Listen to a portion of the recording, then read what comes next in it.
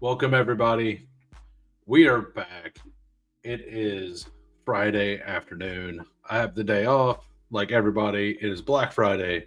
I did a little shopping earlier. We will have a story about that after a little bit. Uh, we've had 4 games so far this week, all for the team that made the playoffs last year got beat by the team that did not make the playoffs last year. It was pretty much the underdog won every game. So I think that's actually, yeah, the underdog won all 4 games so far this week. I don't know if you guys are in survivor pools or if you were in survivor pools, but if you dodged all 4 of these games and you were in a survivor pool, you've probably just won the entire thing.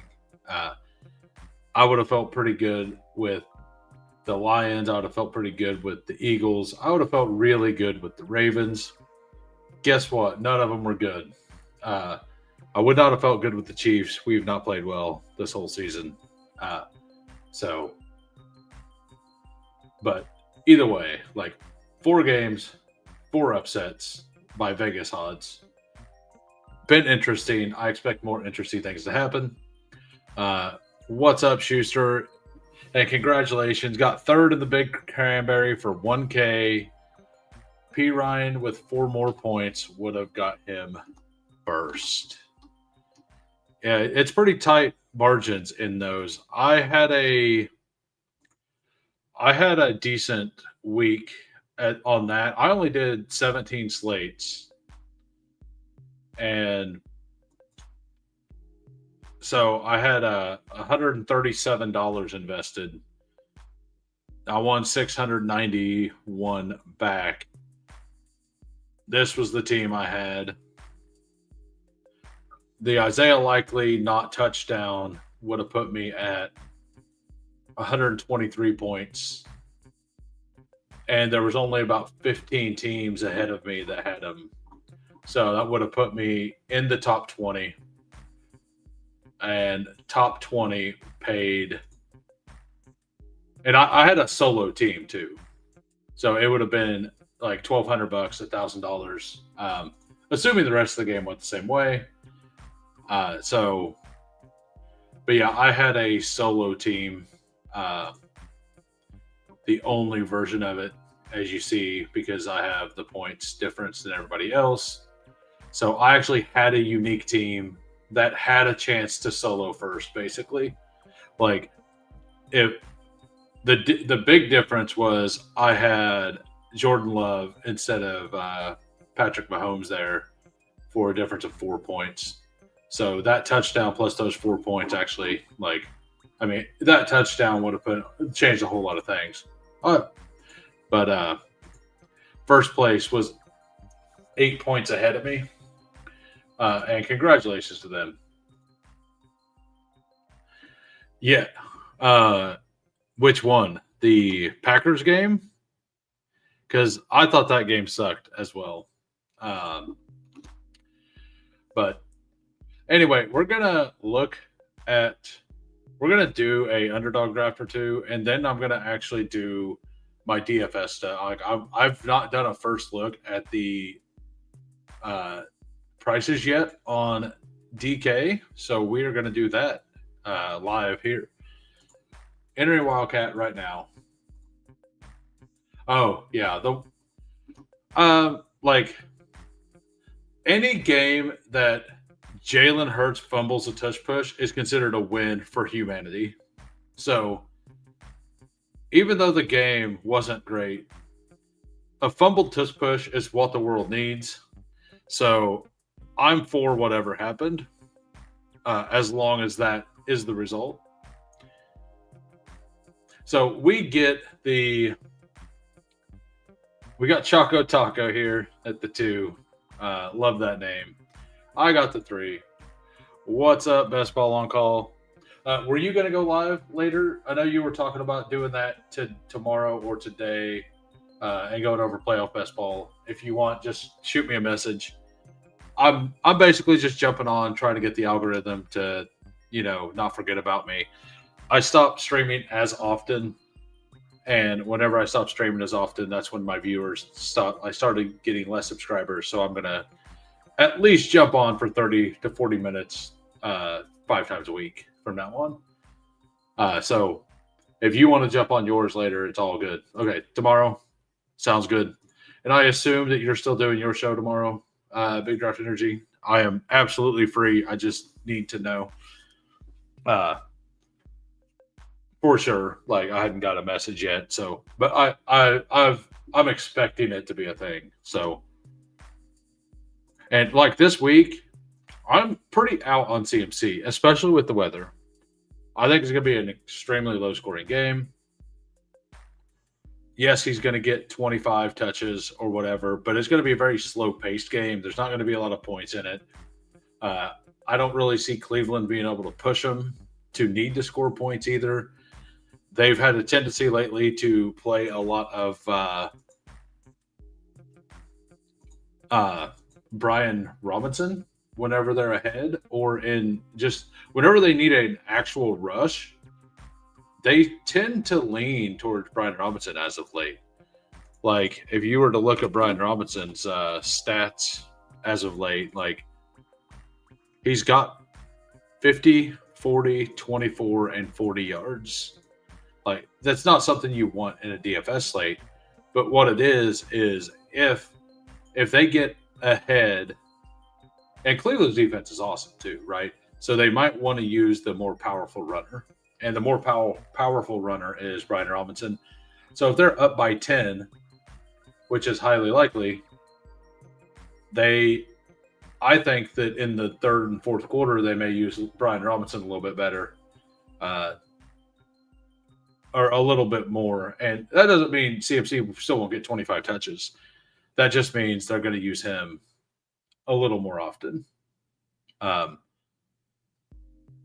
Like that's my take on it. And I also just, unless CMC gets every touchdown, I don't think he's the guy you're going to need this week. I'm going to play it that way. If I'm wrong, I'm wrong. But the weather is starting to look really, really nasty there as well. Heavy winds. What is it? 20-mile-an-hour winds, snow. Like, that's not good for DFS type stuff or for daily stuff. And if I can get a small edge, I will take a small edge. This is wild. A Puka JSN team on underdog here? How did we get to this point? I've seen a couple people pulling Devontae Adams up over Puka today. There's been multiple people doing that. I'm still going to be Puka over Adams always, but I don't want zero Adams either. Nothing really that wild happened except this guy wanted Adams with McBride instead of Puka with McBride. And if this player has done a bunch of these drafts, and I've been in a couple of them with him, it makes sense to diversify a little bit. Now they're probably hoping that Stafford doesn't go so they can get Stafford. And I have bad news for them. Stafford's going to go. Sorry if that was your plan, JT1300, but you ain't getting no Matt Stafford over there. You pass me Puka and you give me a unique combination, I'm absolutely taking the unique combination with a quarterback. And it's closer to ADP, all of that. We are keeping that. So what's up, Victor? How we doing? I also got I did 9 drafts for the Thanksgiving, like the Monday night to Thanksgiving slate on Drafters. I got 6th in that. I got 71st in the turkey, as I just showed you, 137 in, 691 out. And I had a good week last weekend as well. And today I pretty much missed all my props. So Today wasn't as good. I do have one live, but I made 3 bets today. One of them still live. The thing, like, I wanted I bet Luther Burden 2 touchdowns. I've been seeing his usage go up. It was 45-1. It wasn't a very likely thing to happen, but I did like the odds somewhat. So I think Justin Jefferson is an interesting talk right now with JJ McCarthy out. I think that is something that I definitely want to mix in. Um, do I want Jalen Warren? Do I want Jefferson? I think I'm just going to go ahead and take Jalen Warren here. I'm weather-wise, the Buffalo game is supposed to have not great weather either, but way better than Cleveland. Like it's 13 to 14 mile an hour winds at the same degree, but it's supposed to rain, not snow. Um, so I want to mix Jalen Warren in a little bit. Before he got banged up a little bit, he was actually leading in carries. I know Gainwell got there. Gainwell had the gigantic play. If that, but other than that play and he had one other big boom play afterwards. But both of those were after Jalen Warren was like he wasn't in the game as often due to him getting a little hobbled. So I don't take a whole lot of stock into that myself. We're gonna go ahead and is McMillan still there? McMillan went, so I think I'm going to go ahead and do a 3 wide receiver team. I don't think this is going to be a 3 wide receiver week. I like a lot of the running backs. I'm doing about 50 lineups. I may end up talking myself into more, but I'm doing about 50 of these. And I want like 4 or 5 of them to be 3 wide receiver.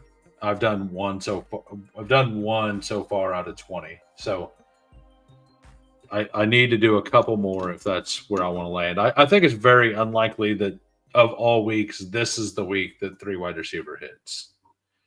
I like a lot. Like the running backs to me are just a lot deeper. Kamani Vidal should be shooting up the board now that Hampton is officially out. Woody Marks is not getting drafted at all, and I think he should.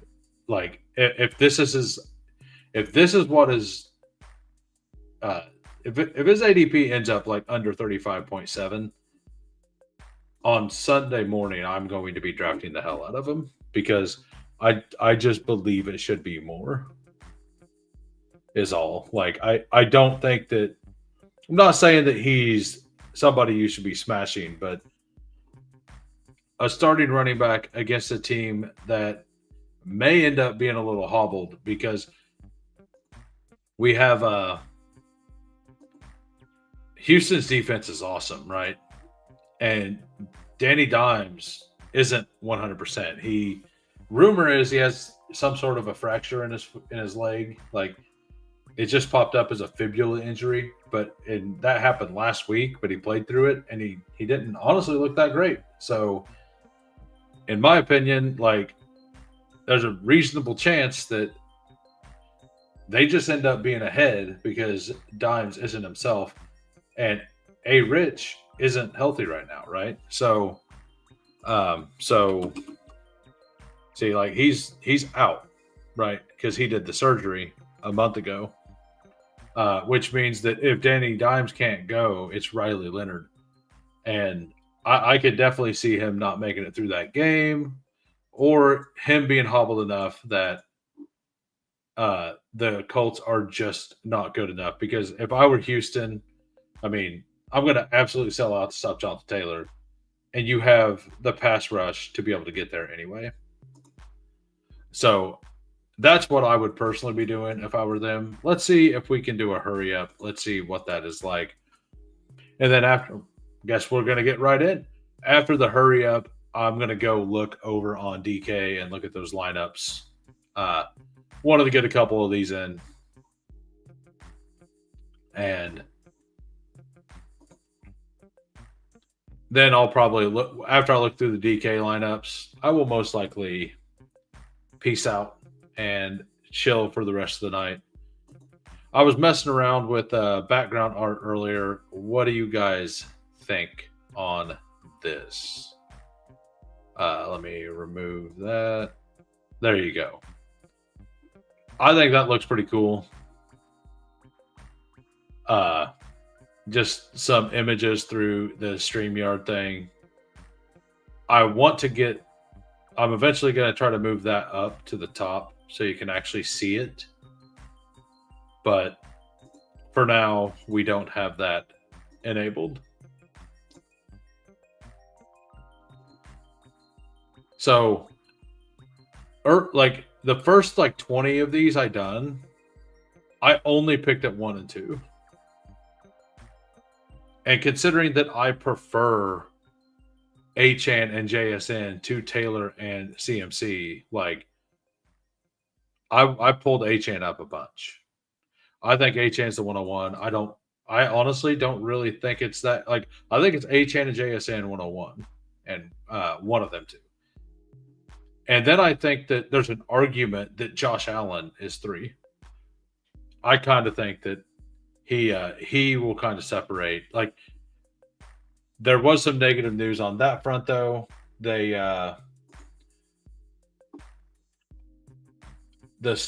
both tackles are out for them, so that's not great.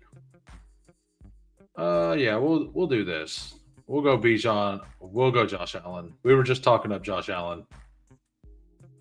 What's up, Steven WC? How we doing, Jamie? I sent you a message, by the way. I got Achan at 5 one time and moved up JSN when I had the 1, but I'm just getting started. Yeah, I was moving Achan up every draft, or a lot of drafts. My goal is to be at 7-8%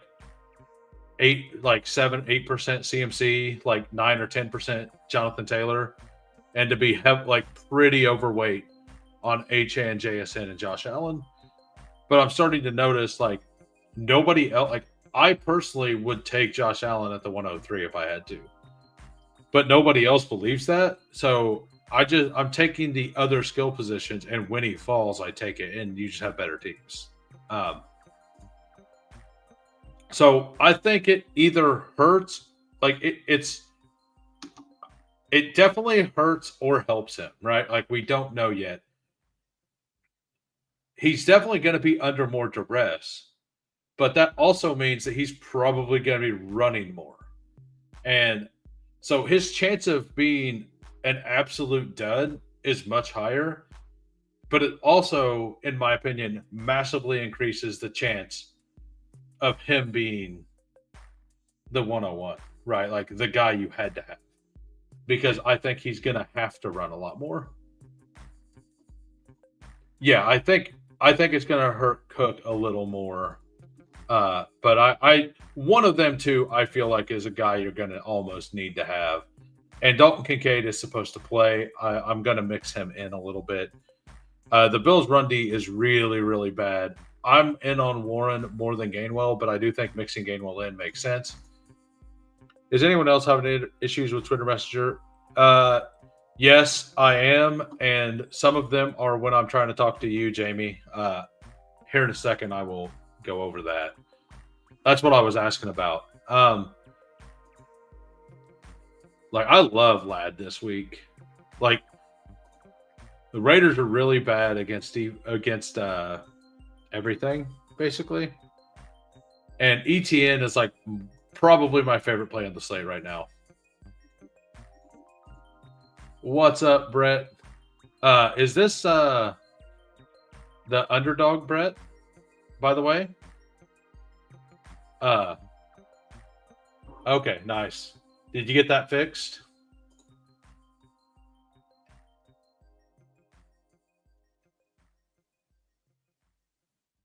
Okay.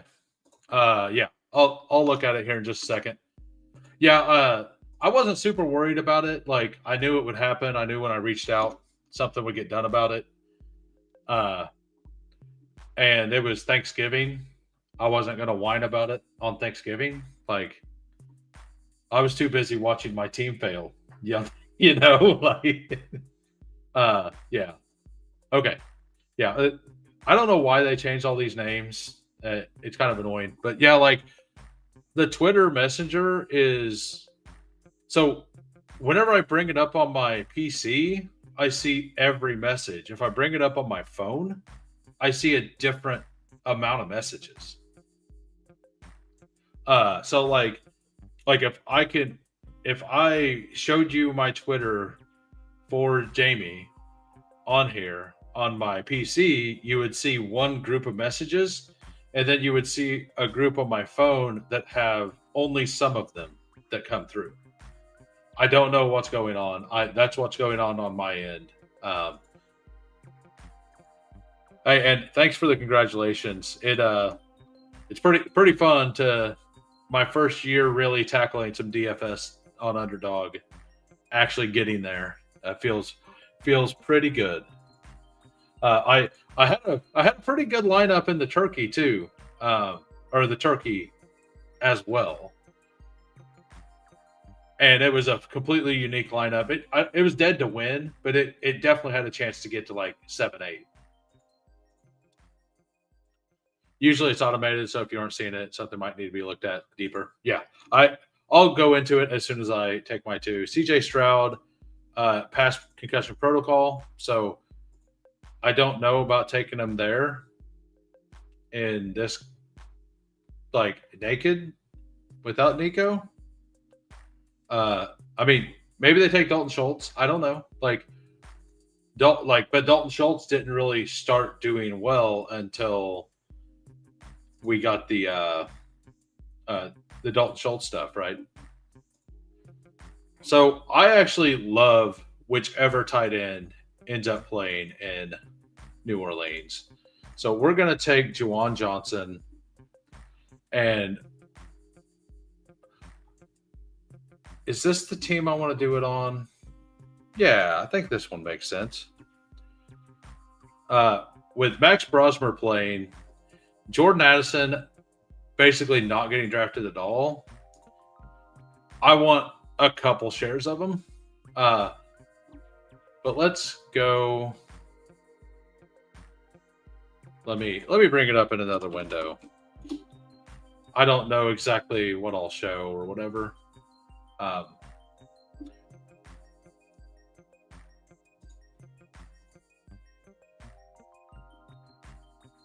Yeah, so as you see, it is still locked there, Brett. So I don't know why. And that's what some other people said. They said that it usually gets automated within like a day. Most people said it was like 30 minutes. And I'm assuming you went and looked, but like if you didn't, I can bring up the verification here. Right there. So there's verification that it happened, and that was verification that it does. I do not have it. So, yep. But yeah, thanks for popping in and asking about it. So, by the way, Jamie, did you end up sending the video that you were talking about? Because if you did, I couldn't find it, and I'll have to go dig deeper into it, and I'll have to have you message me the account name that you sent it in. But yeah, like I've sent you a bunch on the PC, but whenever I look at my phone, a couple messages. Whenever I look at my phone, I don't see it. All right, let's go. Let's do one more before I move on over to look at the salary stuff.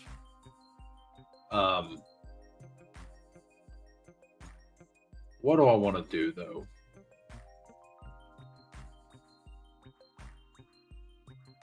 You'll check your phone, check your computer, because yeah. So whenever I look at my phone, like on my phone, I can show you. I don't know what your phone shows, but on because we've talked, right? And on my phone, the only thing that shows is this. Just the very first message you sent me. Uh, and it's only the one you sent me, not even the hey, this is Jamie, right?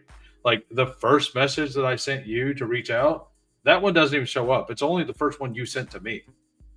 So it's really weird. It's definitely not working correctly. Uh let's see if we can get this weird thing to fire. Like this slate is really ugly. We need one more for a 12-person main slate playbook. I'm just curious how ugly these picks get at the end. I'm probably only going to do this one, but yeah, I'm definitely, because I actually like a lot of the deeper scrolls in this slate more than most people, and I actually like. I think there's a massive drop off from JSN Puka, and then if you want to add Devontae into that group, you can. But I think JSN is the clear 101, and then Puka and Devontae are definitely then by themselves. And then there's like a group from Waddle down to basically Olave. I believe Olave is. They're assuming he plays at this point. Like, and I have Olave above Wilson, but I mean, it's just the same. Like that group is really good, and then everything after that to me is pretty wide open. So if anybody wants to do a 12-man playbook, only 400, and there's only a couple lobbies. So how many lobbies would that be? It's 13 total lobbies. So there's only 13 lobbies in this whole contest. First place is 500. That's hilarious. There's 13 total lobbies, right? Because 12 men. No, that's not right. That's not right. It's more like, yeah, I don't know why I did that. I did it from, that'd be 144, not 444. 456 divided by 12. 38 lobbies. So there's 38 lobbies in this contest. It's $5. If you beat your lobby and you're first in all the other lobbies, you get $500, 100 extra money. All you got to do is beat 38 lobbies, and you double up being top 50. So you get to double up at a 1 in 9 rate. I wonder if this is the same lobby I looked at 3 hours ago and it had 4 people in it. I'm going to guess that this might have been the same one.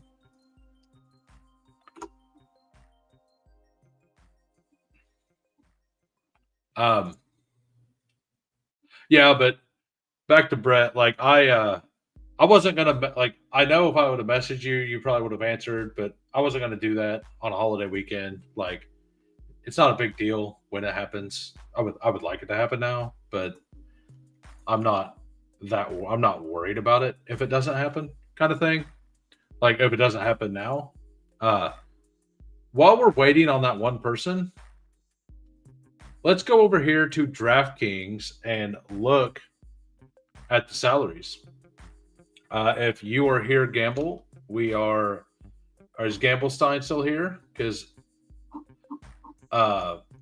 actually, let me message him because he's gonna want to talk about it. Give me 1 second.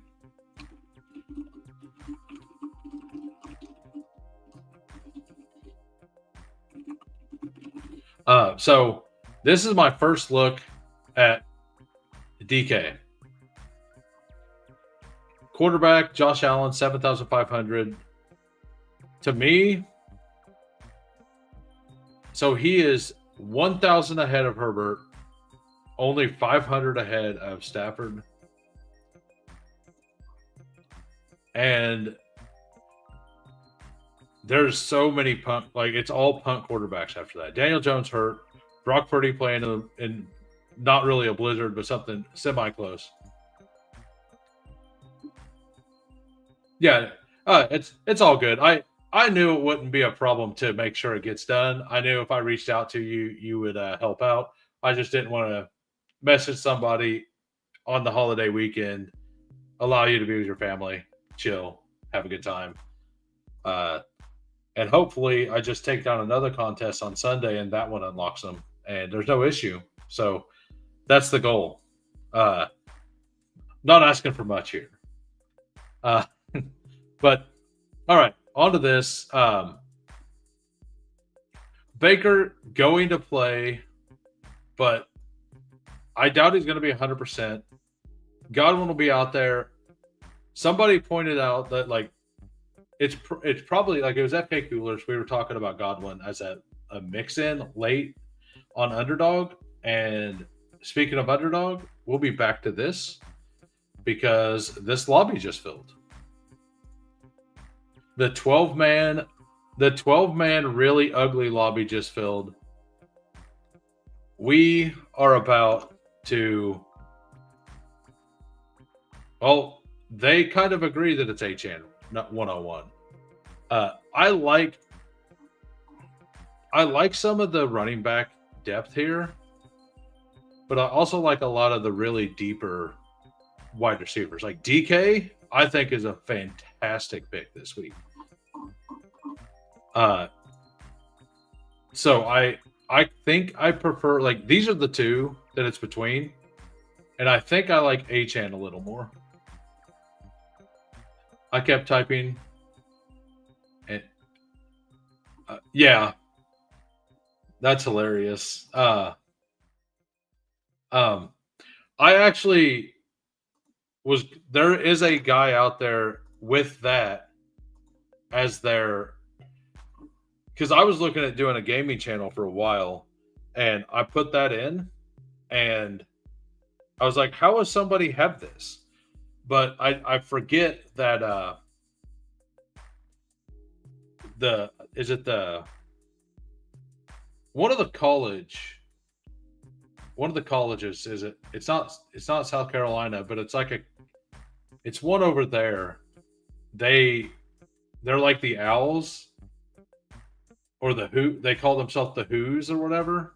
The fan base does. I can't remember which one it is. I wasn't aware that was a thing.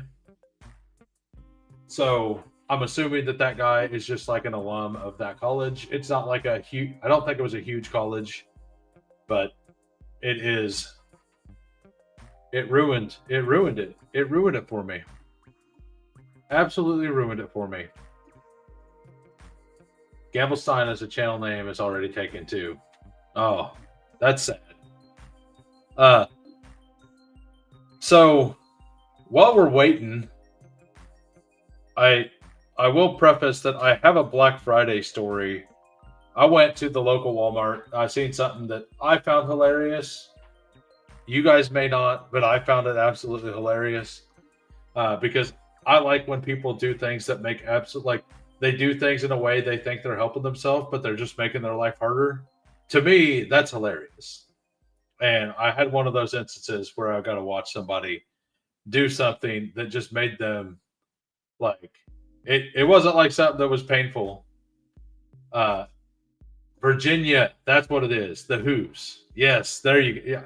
I knew it was over on the East Coast, and it was a D1 school, but it wasn't like an elite D1 school. That is correct. Yeah. Thank you for shouting that out. I was going to look it up. Walmart people watching today was probably yeah. So basically, what it was is they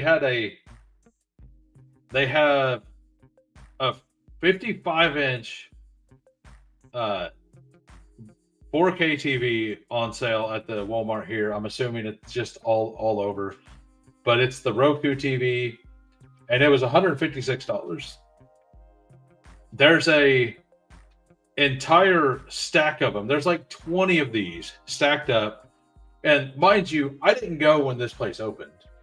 I went at noon, right? All the people who are crazy, like run around, like trying to make sure they get the deals, right? Like those people are long gone. So it's like more casual people there, right?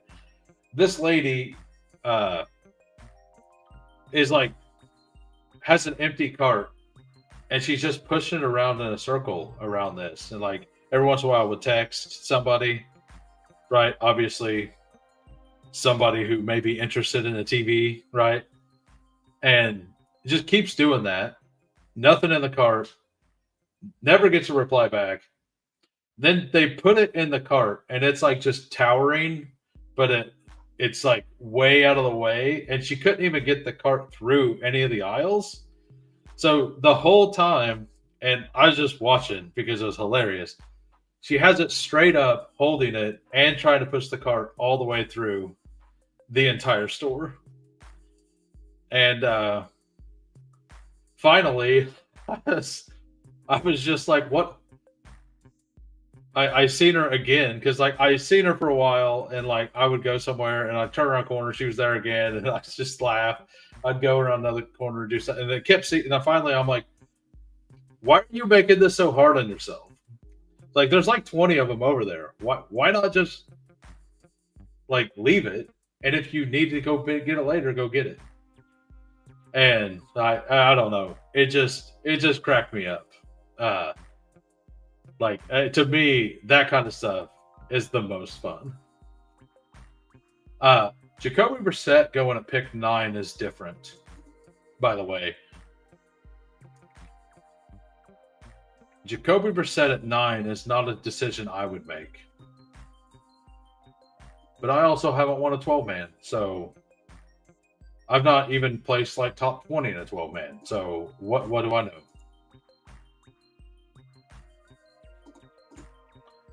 Only reason Jamie knows that is because they're the Cavaliers. Oh, that's right. Because it doesn't even make sense that they're the Who's, right? Yeah, the Virginia Cavaliers, and they call themselves the Who's. Yeah, it's all coming back. It'd been a while since I've really paid attention to like college football, so like I'll watch a bunch of film on college football here. Basically, whenever we get to bowl season, I'll start doing it, right. Uh, with like I'll watch a lot of like several of the bowl games, the limited ones I'll have access to. But I mean, the Stanford tree is hilarious. Does anybody in here know the lore behind the Stanford tree? Like why it's so ridiculous every year? Because it's pretty fun if you don't. So Stafford goes, and I think there's a gigantic drop off of quarterback in this week. I'm not saying that I want naked Brissett there, but they also took Aaron Jones, so that's a little weird. Let's see what we have coming back.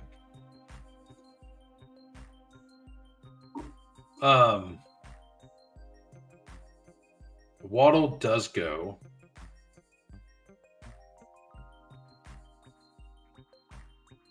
I mean, I definitely want one of these players.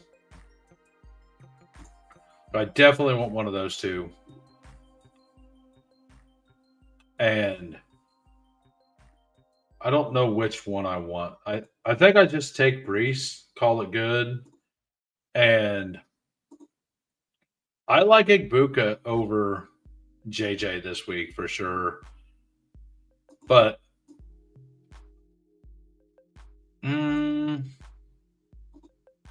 yeah, we're gonna take Igbuka over Olave. That's what we're gonna do. What's up, Sandy? Yeah, so back to the Stanford tree. Stroud back. I love Nico too. Nico was gone before me. So the Stanford tree, I can't remember. I think it's a salutatorian from the year previous. Like designs the Stanford tree for the next person. So whoever, let me find exactly what it is. Stanford tree salutatorian, right?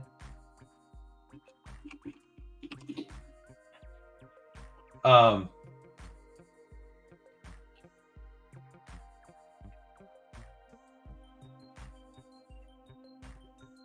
so I believe like the person who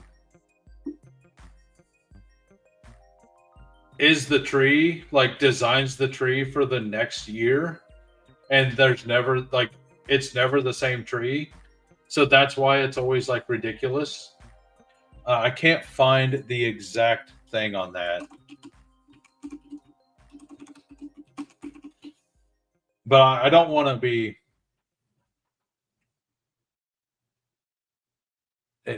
Let me. All right, the costume looks changes each year with the student in the role designing the costume style, and the mascot is known for his quirky. Okay, so you design your own, is what it looks like. I thought it was you design it for the next guy, which would be way cooler. So the student who takes on the role designs the costume, which can be pine, palm, or other types. And I believe it's like the saluted like so you're like it's like a once you get to a certain point, like I think it was the salutatorian from the non graduating class, like the one before the graduating class, like the junior gets to design it. Uh, so Aaron Sandy Gamble doesn't do underdog stuff. He does draft DFS on DraftKings, and that's where I'm getting ready. I was getting ready to go over the DraftKings slate, but I fired into this, and we were waiting on one, and it actually fired after like 8 minutes. So I just wanted to see how chaotic this gets, honestly. There's definitely a two-player combination I really, really want to make it back to me. If you're going to do a smidge, I personally would recommend to do the hurry up, not the wildcat. Uh, I know the payout's lower, but you're against less teams, and it if you max it, it's kind of like the Engage 8. Like the Engage 8 was my favorite tournament even before this past weekend. Now it's definitely my favorite tournament. But I like those styles of tournaments. I like the Engage 8, the limited entries style of tournaments. That's what I like. Um, but like the reason why is because if everybody only has 8 attempts or everybody only has 20 attempts, people are less likely to do the scrolls things. And if you like the scroll things, that gives you leverage, right? Just drinking and drafting. Just drinking and drafting.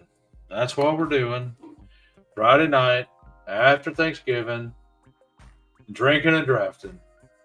Wasting the money that I made yesterday, getting third with my cranberry sauce. Was it the cranberry sauce? Is that what it was? But yeah, I think every single person in this room is auto drafting. It is the slowest draft I've been in all year. The cranberry sauce. So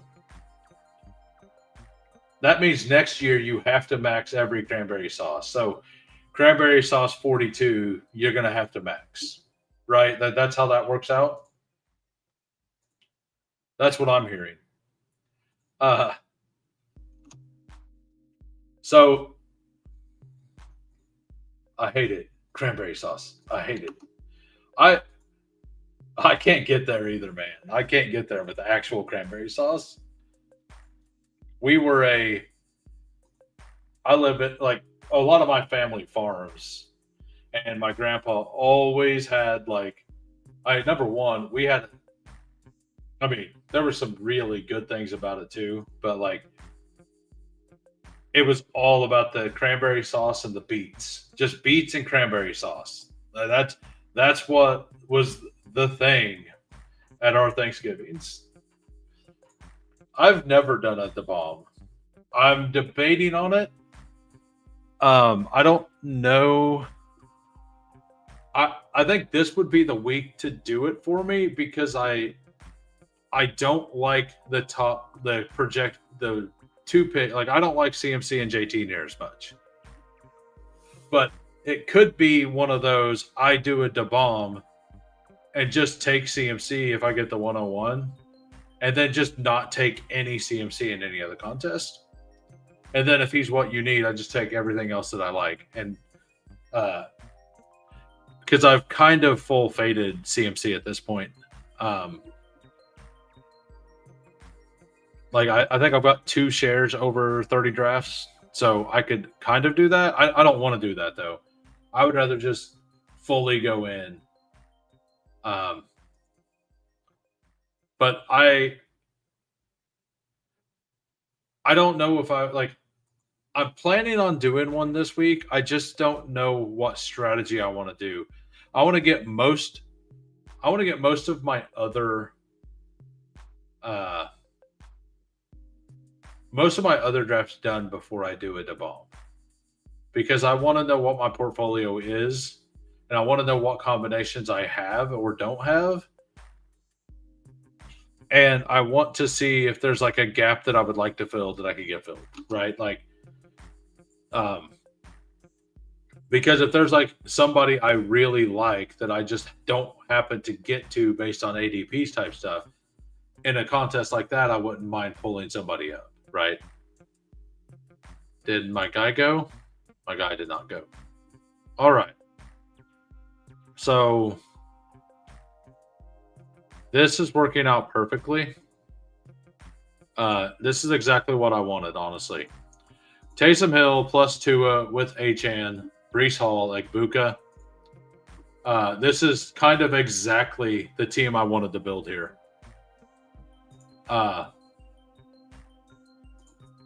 You make your own cranberry sauce using orange juice with. I mean, that sounds better than what I've had. Fresh cranberries. Yeah. Yeah. So, speaking of the like that kind of stuff, like my grandpa was a beekeeper, so we literally had a fresh honeycomb on the table at all points. And I didn't really start loving honey until like the last couple of years. It like for it was too sweet for me. Honestly, whenever I was a kid, for some reason, like it wasn't a chocolate sweet, right? It wasn't a bittersweet. It was just a really sweet. That's where I'm at. I don't like CMC this week. We will get to the DFS in just a second. So of the picks down here, I think Marv is a fine pick. He's not going to be there for me, but like the picks I don't mind down here, I don't mind Mechie. I actually really like DK. I think Tucker. I liked Tucker until I was looking at things, and the Chargers are like the 4th or 5th best team against the pass in touchdown prevention, and they're like 3rd best in touchdown prevention, and they're like 4th best in yards. So I like that a lot less. I think Adonai Mitchell for like DK stuff is probably going to be interesting as well. Brian Thomas, I'm assuming already went, but these are the plays I kind of like. And let's see. I have to take a wide receiver. I don't think it's an Alec Pierce week. I was in on that last week. I got burned on the Alec Pierce. Addison is actually a really good pick, I think, and Godwin. I think Godwin's the pick I want. I think Tua to Achan makes a lot of sense. Uh, I could be talked into Malik Washington as well. So these are the players that, and the only reason I would do that is because of Tua. But I think the Tua Achan stack is perfectly good. Yeah, and the Godwin is like, I think he's the best pick here. He's not been drafted, not going to be drafted that much. DK to me is a fantastic pick. Mechie and like Addison, now that Brosmer's going to start, and it's not going to be JJ McCarthy. He did not pass concussion protocol. To me, I think on DK, I'm definitely going to do a double stack at like a very low owned double stack Addison Jefferson team. I think I will definitely put one of those in, like a JSN, Justin Jefferson plus Addison, assuming Jefferson's price came down enough. I'm assuming Addison's price is very low.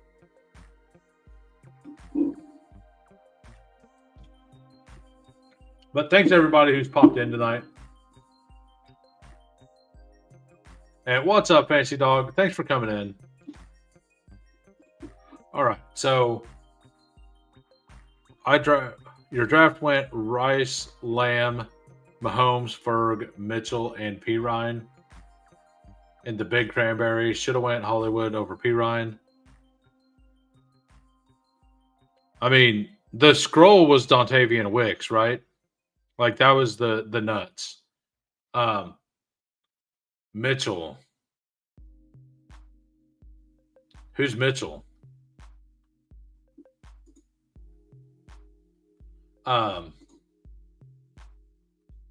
Been around here and there, but do my own podcast 6 to 7 times a week, about 3 different. Yeah, Jamie stays super busy, and he's very good with the community. He's the one that has made the Fanspeak stuff, for those of you who do not know the songs.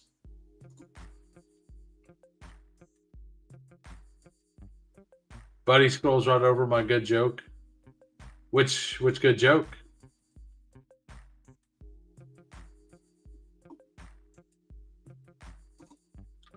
I heard he was close to passing concussion protocol, but they hit him over the head again just to make sure he was out. Oh, there's the good joke. Got it. The last 2 games. Keaton. Yeah, the missile. I had Isaiah Likely on mine. On the one that I had, they got 71st in the in the actual turkey, the rake free one. So that felt good and bad because he put up like he could have been tight end 1. Couldn't do Lions versus Packers. I was into JMO. I thought JMO was in a very good spot. But my best lineup actually, like my absolute best lineup got busted by Amon-Ra. I think it was this one. Yeah, so this was my absolute best lineup, though. Mahomes, Javonte, Amon-Ra, a 0, Rice, Williams, Kelsey. If that's anything, it wins every tournament out there. Right? Like, all it needs to do is basically be anything. Like, anything useful.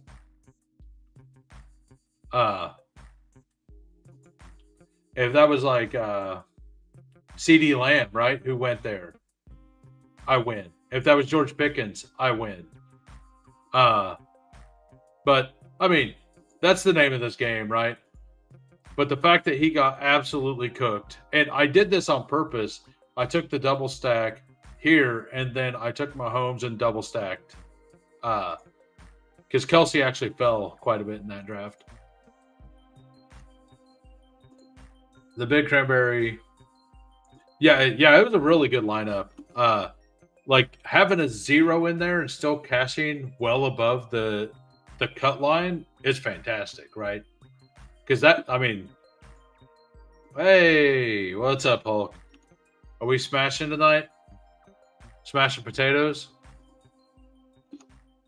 Only potatoes. Hey, thank you, sir. I appreciate it. Hoping underdog like Brett come in earlier asking questions because I'm having issues with the horns. I can't like it didn't auto unlock like it's supposed to on my account. So I wasn't gonna really bring it up, but so like it got brought up to him, or he heard or something. I don't know. So it was I won 691 total, but this lineup was in the main turkey. And I had Isaiah Likely down here. And my favorite thing to do was Derrick Henry, Rashee Rice. And I took JMO over Mahomes. Like, this is what I tried to do every draft that I could was take Derrick Henry, Rice. If I could get JMO, I took JMO and tried to push Mahomes around to stack with Rice. And I never once landed it. Like, I never once got to land that. Because you could get around. Like, I've seen some rooms where I wasn't doing that it happened. And that's what I was trying to do. Since I did limited drafts, I only did 17 total drafts, right? But like this lineup was fire. Like I had this slate kind of nailed. Because I full faded Jacobs, I full faded Lamar. Like if you look at my exposures, this was a miss. But then you look at everything else, like Andrews was fine, Rashee Rice was great, JMO was great, Henry was fine, Mahomes was good, Likely was good, Lamb was good, right? Like I had less Gibbs than Henry on purpose. I actually wanted less Gibbs than that. I wanted like 18 to 20%. I really like Christian Watson. I had less Jamar Chase than everybody else did. David Montgomery was like 46% owned. I had 22%, and he was a fine pick. He had 12 points.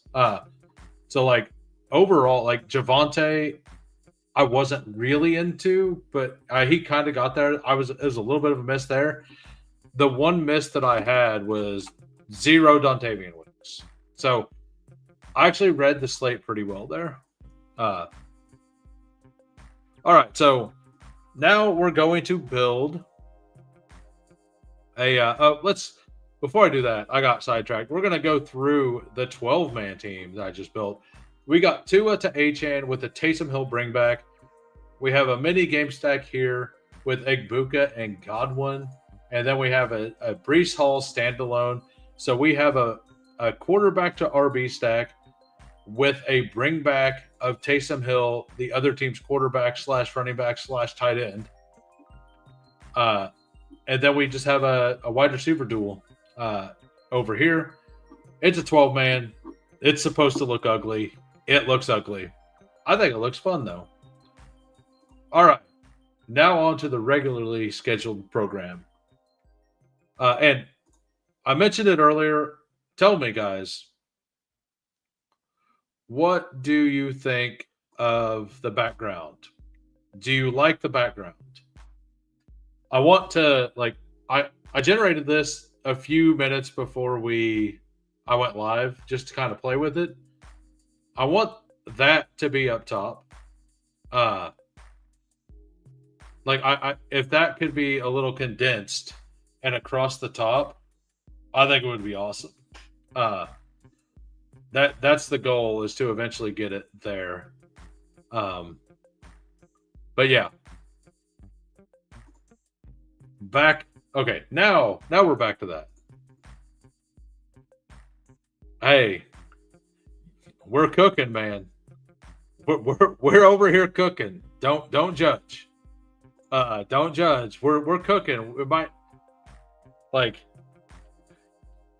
it just the evil cult, and then me saying cooking for whatever reason, uh, made me think of the Monty Python like burn the witches thing. Uh, so that's hey, whatever gets me to win, whatever gets me to win BR. Cthulhu is real. Cthulhu is real. Uh, I will make the steps for you guys to summon Cthulhu at some point. That would be a great bit. That's something I can add, like if the stream actually really takes off eventually. I need to figure out how to do like the chat points to where when you guys, I don't know if YouTube has it. I know Twitch does, to where like as you chat, you get points, and then you can spend the points on doing things in the chat. Summoning Cthulhu would be like the epic one, right? Now I'll have to figure out if I can do that on YouTube. All right, so let me actually focus on what this is supposed to be about. It's about the NFL. So Jacoby Brissett underpriced yet again in an awesome matchup against Tampa Bay. They just keep letting that happen. Aaron Rodgers is playing. CJ Stroud feels ludicrously cheap here. You get points on YouTube to hype videos. Yeah, I know you can get the hype stuff, but like on Twitch, you can set it to where it's like I can redeem point. Like if as you chat, you get points, and I can set things up to where you can just redeem them, and it basically interrupts my stream. Like it just, one of the guys I used to follow for Path of Exile, like you could redeem points, and it's just somebody screaming Allen, which isn't even his name.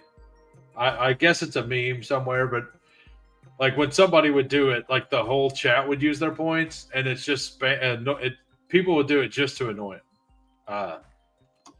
So that, I mean, I hope YouTube gets to that point that we can do that, because that sounds like a lot of fun to me. Tua down at 4,900. Like Cam Ward had his first good game. He's at 4,600 against Jacksonville, which seems fine.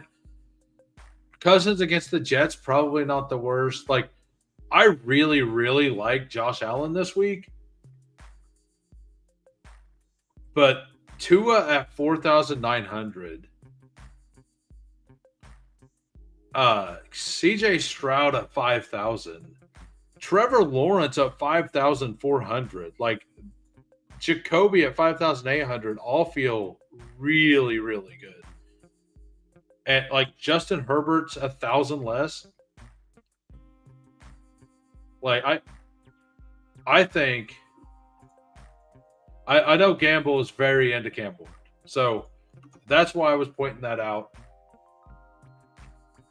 I'm probably gonna like the passing options from Campbell. I don't think I like Cam Ward himself against Jacksonville.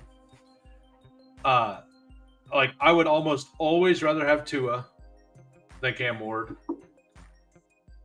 I would almost always rather have. I mean, I guess it's like it depends. Like I do 20 lines, right? I would rather have Tyler Shuck against Miami. On like 100% honest. I want Tyler Shuck versus Miami over Cam Ward and Jacksonville.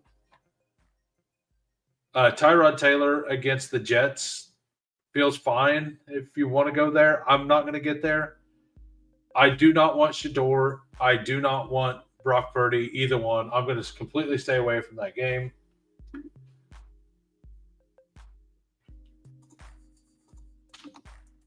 Yeah. I mean, let's look at his splits or his logs.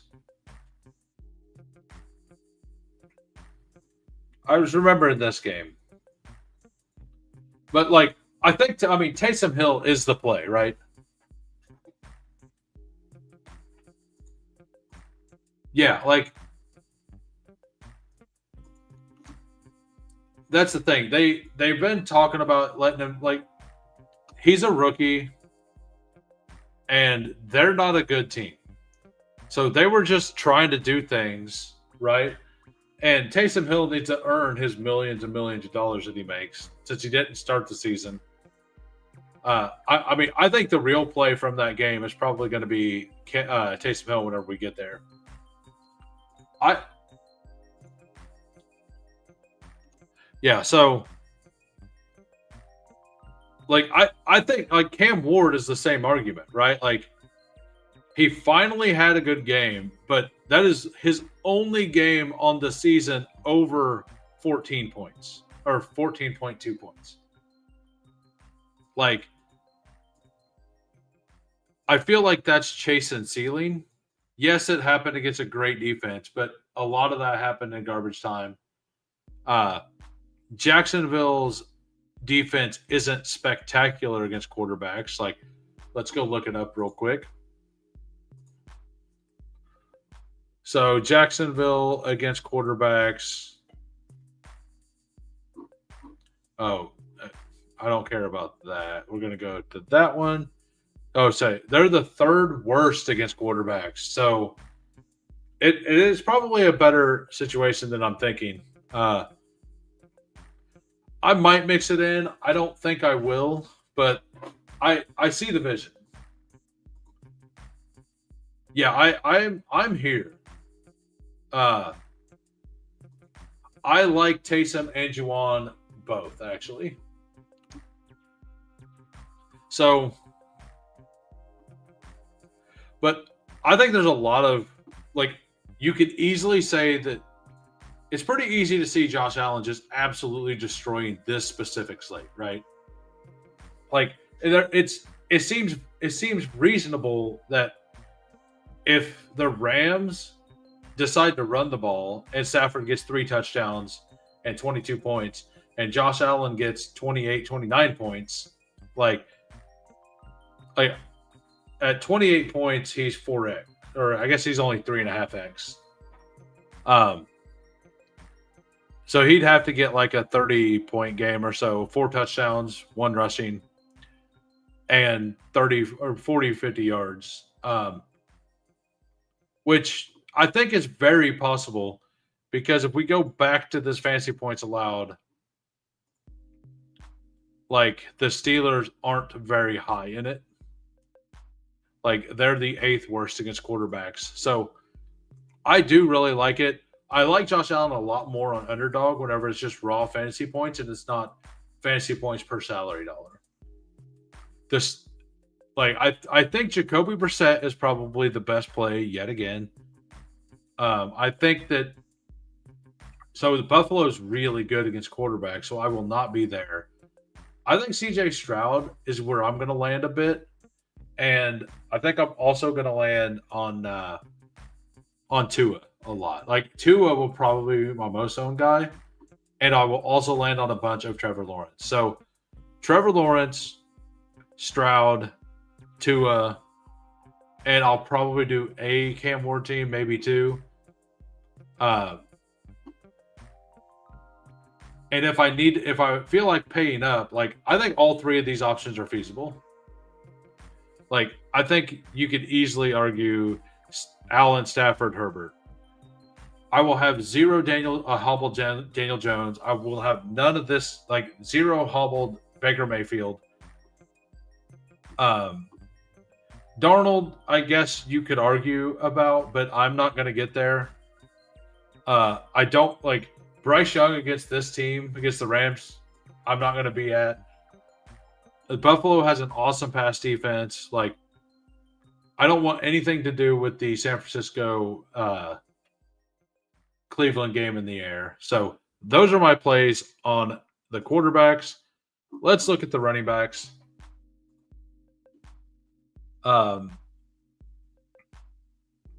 Yeah, I don't really know about Darnold either. Like, I don't think I can see how somebody could get there. I'm not going to be one of those guys to get there. So something else about that as well, and nobody's really talking about it right now, but this San Francisco Cleveland game that I say I'm avoiding as well. It's a West Coast team going to a very, very ugly weathered game on the East Coast in an East Coast time zone. The East Coast or the West Coast to East Coast stuff is already bad, but you have a Brock Purdy who just had a horrible game, going into a snowy and windy situation when he's not used to playing in the cold either, and have a different body clock. Like, this seems like, I don't know what the odds are to pick Cleveland to straight up win this game, but I'm definitely going to look at it because it feels like one of those games that it could go that bad. Do I think it does? No, I don't. Like, it's definitely not a 50-50 to happen. But I would put it like something like 37, 38%. Like, and I'm going to guess Vegas has it rated more like 24, 25% that it happens. San Francisco's offensive line's not great. Cleveland's defense is awesome. They're really good at home. Yeah, no, like, it's more about the whole, like, body clock stuff, all that stuff. Like, but this is all the reasons why. If I'm wrong and San Francisco absolutely nukes, I'm fine with my process of getting to 0 San Francisco. Right? Like, I think my process is good. I think if this slate happens 10 times, maybe one time Brock Purdy is who you need. Other than possibly needing CMC or George Kittle, and I don't know what those others are. Like, let's look at what CMC. So CMC is 9,300, but Achan's 8,300. Like, give me Achan every time versus CMC in this matchup. Give me Bijan at 8,500 against the Jets over CMC every time too. In that game script. Maybe I'm wrong, but I always want those two over CMC. And I think Taylor at 9,800 is a better buy than CMC at 9,300. Maybe not. I will probably have 0, like next to 0 of both of them. 49ers defense getting 30. Yeah, like, I think this is a let's play Cleveland defense week. That's where I'm at. I think it's a play Cleveland defense week. I don't know what they are, but I'm probably going to be there. Someone's going to feast off Shedeur very soon. Yeah, like, I think you just play your whole portfolio with both of those defenses. Like, it's a reasonably high chance that one of those could be the thing. So James Cook, 7,600 feels fine. It'll be like whatever. Like, I could see myself getting like 10% there. I don't love it. I don't hate it. Bucky Irving, I will have 0. So let me read Coach Speak to you real quick. For those of you who haven't been following it on them.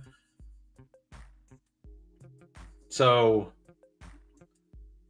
on 11/26, on how Grissard can incorporate Bucky Irving back into the flow and still continue to use Rachaad White and Sean Tucker, he said, I think it's a lot like what we did with Godwin, where you can expect a guy who hasn't played in numerous weeks to go out there and get a normal lion's share of the carry.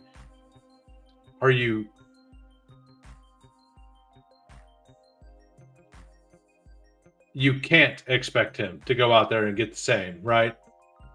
And then don't overload them with scheme. To think that they're going to play 60 snaps immediately would be a disservice to those guys.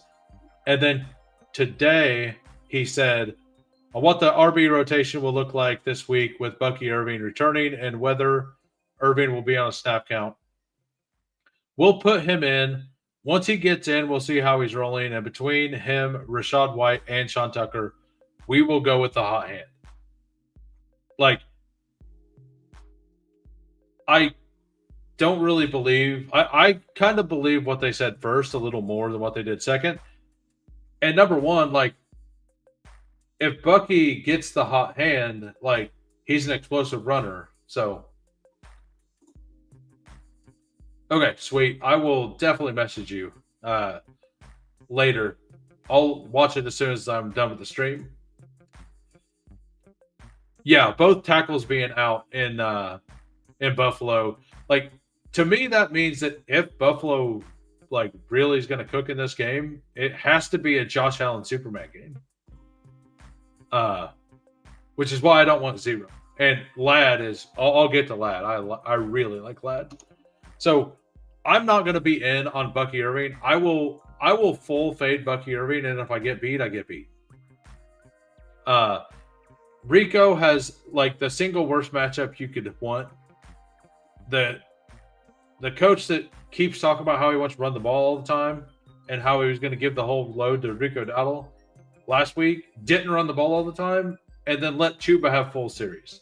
So I'm out on Rico Dowdle this week almost completely. I will have 0 on DK. I will take a share or 2 on I will take a share or 2 on Underdog. All right, sweet. Hey, I appreciate anything, honestly. I've been lazy. I should have had some of that stuff done before, but I don't have any talent when it comes to music. So Kyron Williams, I think, and Travis Etienne are absolute smashes. I really, really like those two matchups. So Carolina started off as a really, really good run defense. And then they kind of got exposed by like 2 teams. And since then, like everybody thought they were really bad. They overperformed. But everybody thought they were better than they were actually performing because they weren't the worst in the league. But they kept running teams kept running okay against them, but everybody was expecting massive numbers and they were getting okay numbers, right? So the Panthers against running backs are 12th worst. Like 3 weeks ago, they were like 18th worst, right? So they've been worse against the RBs. There's going to be a game time decision with both corners on the Ram or on the like we could refresh on Sunday morning and both corners are out for the Panthers. Which means I think that at halftime this game is completely over and they're just going to run Kyron Williams and Blake Corum late in the game. So I really like Kyron Williams. And if he gets the early touchdown and it's not Puka or Devontae Adams, he could easily end up – this could be a like Kyron Williams 3-touchdown game. I think it's pretty likely it's a Kyron Williams 2-touchdown game or a Blake Corum gets like 80 yards and a touchdown kind of game. Like as far as the scroll goes, I'm not going to take this, but I could absolutely see how somebody gets here. It's a really good matchup. We expect them to be ahead. But the only thing that I'm fearful of is the same thing with the Cleveland thing. Like the San Francisco going to Cleveland. You have the Rams going to the Panthers. But there shouldn't really be weather in that game or as much. So, but Travis Etienne is like my flag plant right now on Underdog, like at ADP. I think he should go right next to Kyron Williams, which is where he's at here. And he goes like after most of the receivers. And Kyron goes before most of those receivers. Like Kyron goes right after James Cook and Etienne goes after like Nico, Waddle, and all that whole group of receivers like Egbuka, Michael Wilson. I think that ETN and Kyron Williams are basically the same pick. They're both in awesome situations, teams that should absolutely crush the other team. Tennessee has been very, very bad against the run as well. So they are fifth worst against the run, right? So, I really like that.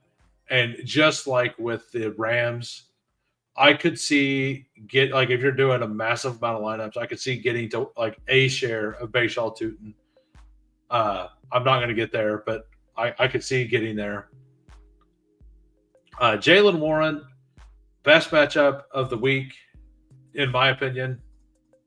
But you got to worry about splitting time, and he's kind of using.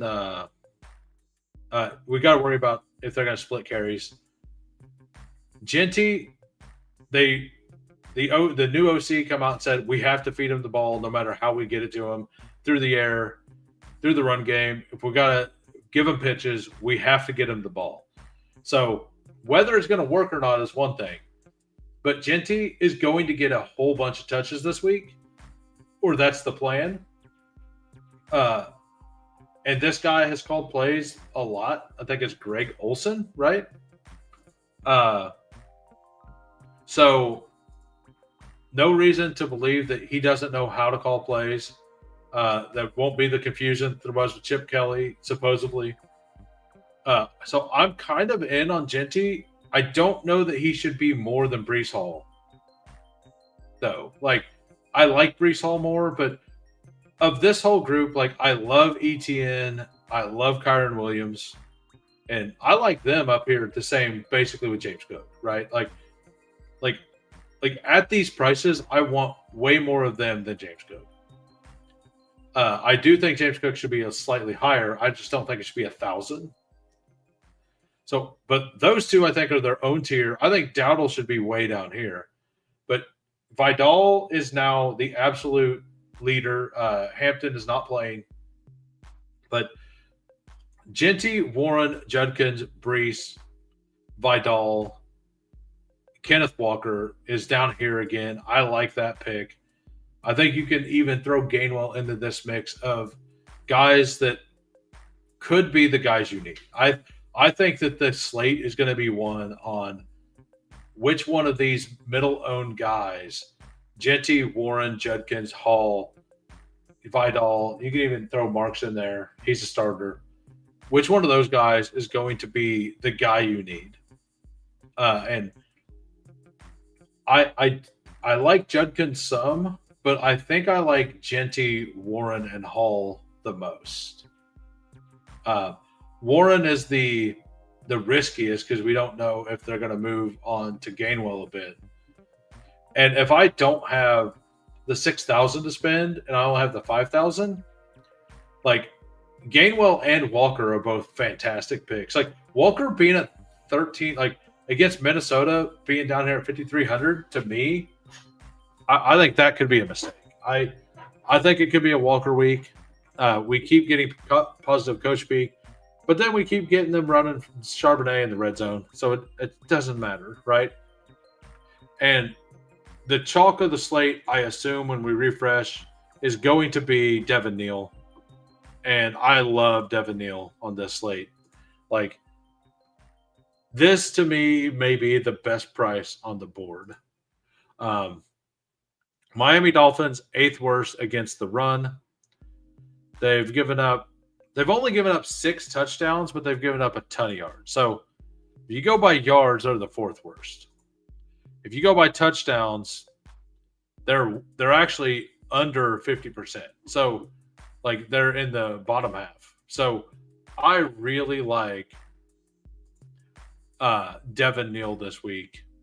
He's going to have the entire backfield to himself.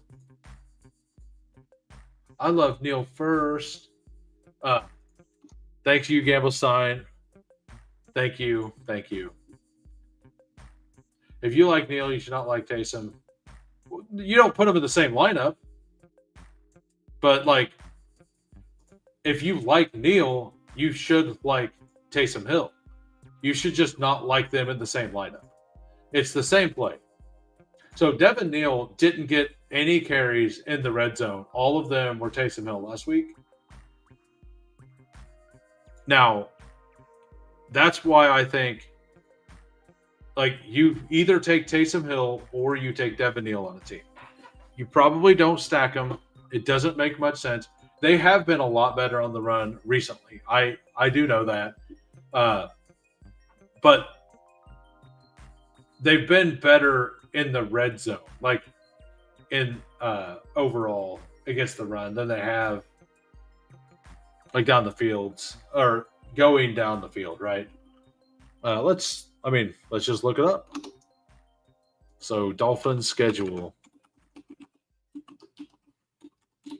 Oh, not 2024. Why would I currently be looking for their 2024 schedule, guys?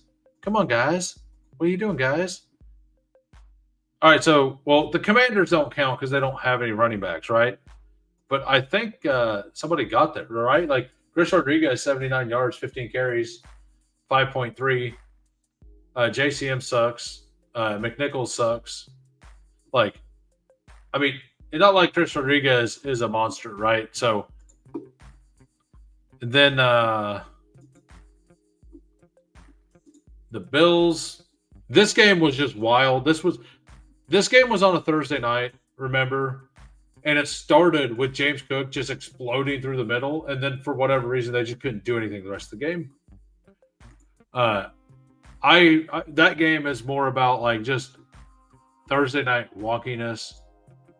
So the Ravens, Derrick Henry, 19 for 119, didn't even get a touchdown. So, like, that's what it is. They're mostly not giving up touchdowns, right? I do think they kind of stopped Bijan here. Let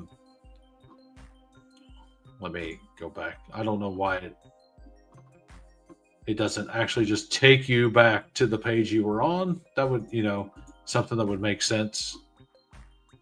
Falcons. So, yeah, they absolutely stuffed Bijan and Algier.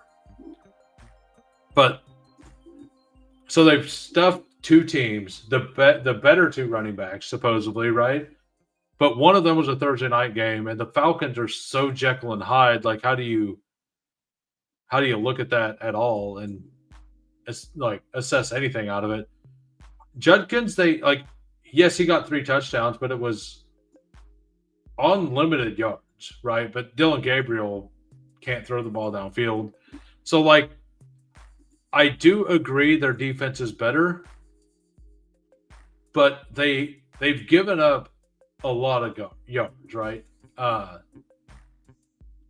Yeah, and this is the other thing. Neal seems like a potential PPR scam, and Taysom, the goal line guy. But they also will use Taysom Hill to try to catch some balls and stuff too. So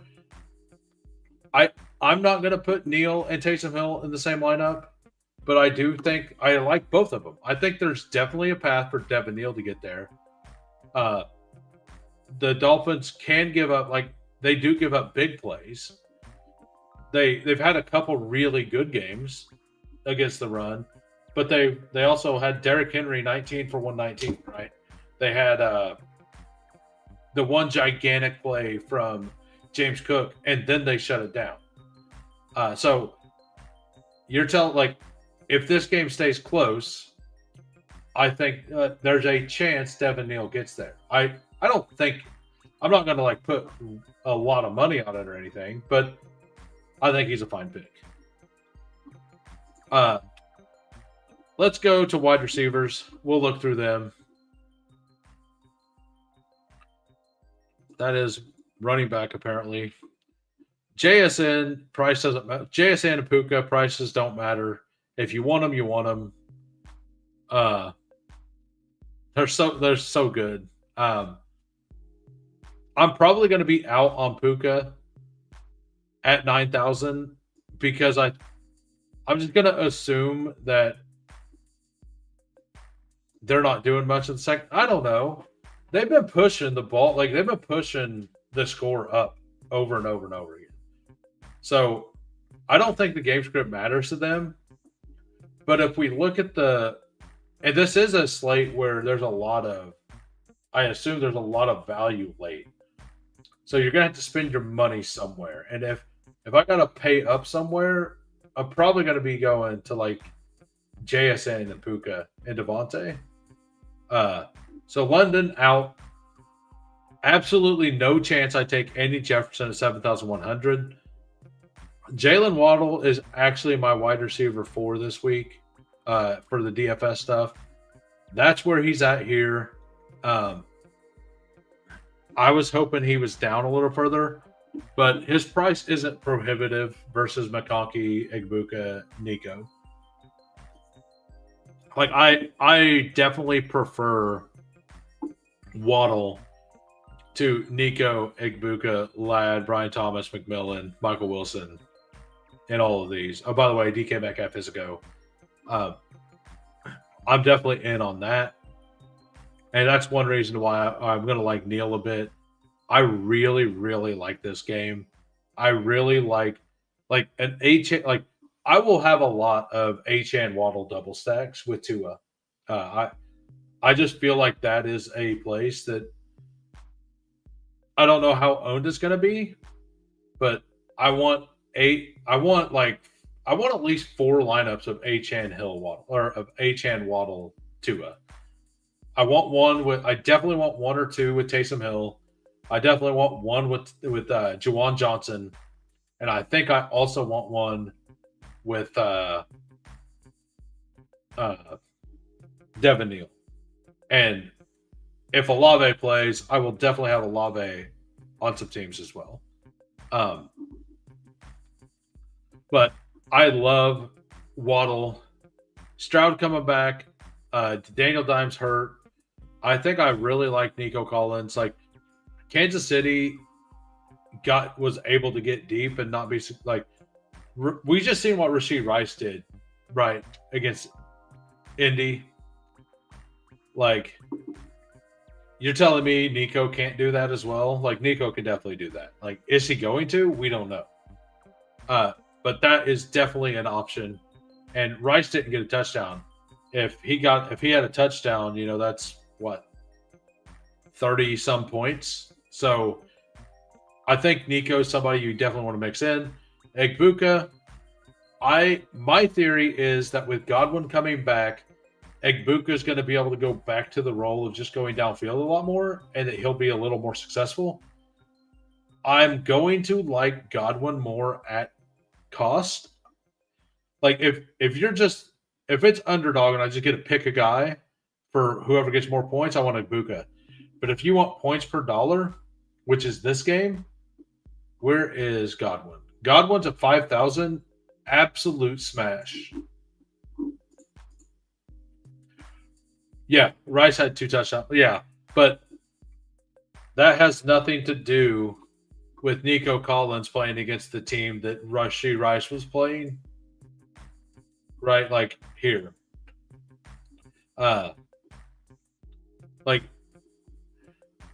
So Jacoby Myers at 5,700, I was in on until Brian Thomas was going to be healthy. Brian Thomas is 6,200. I like this game a lot, but I really like it through Travis Etienne and Brenton Strange.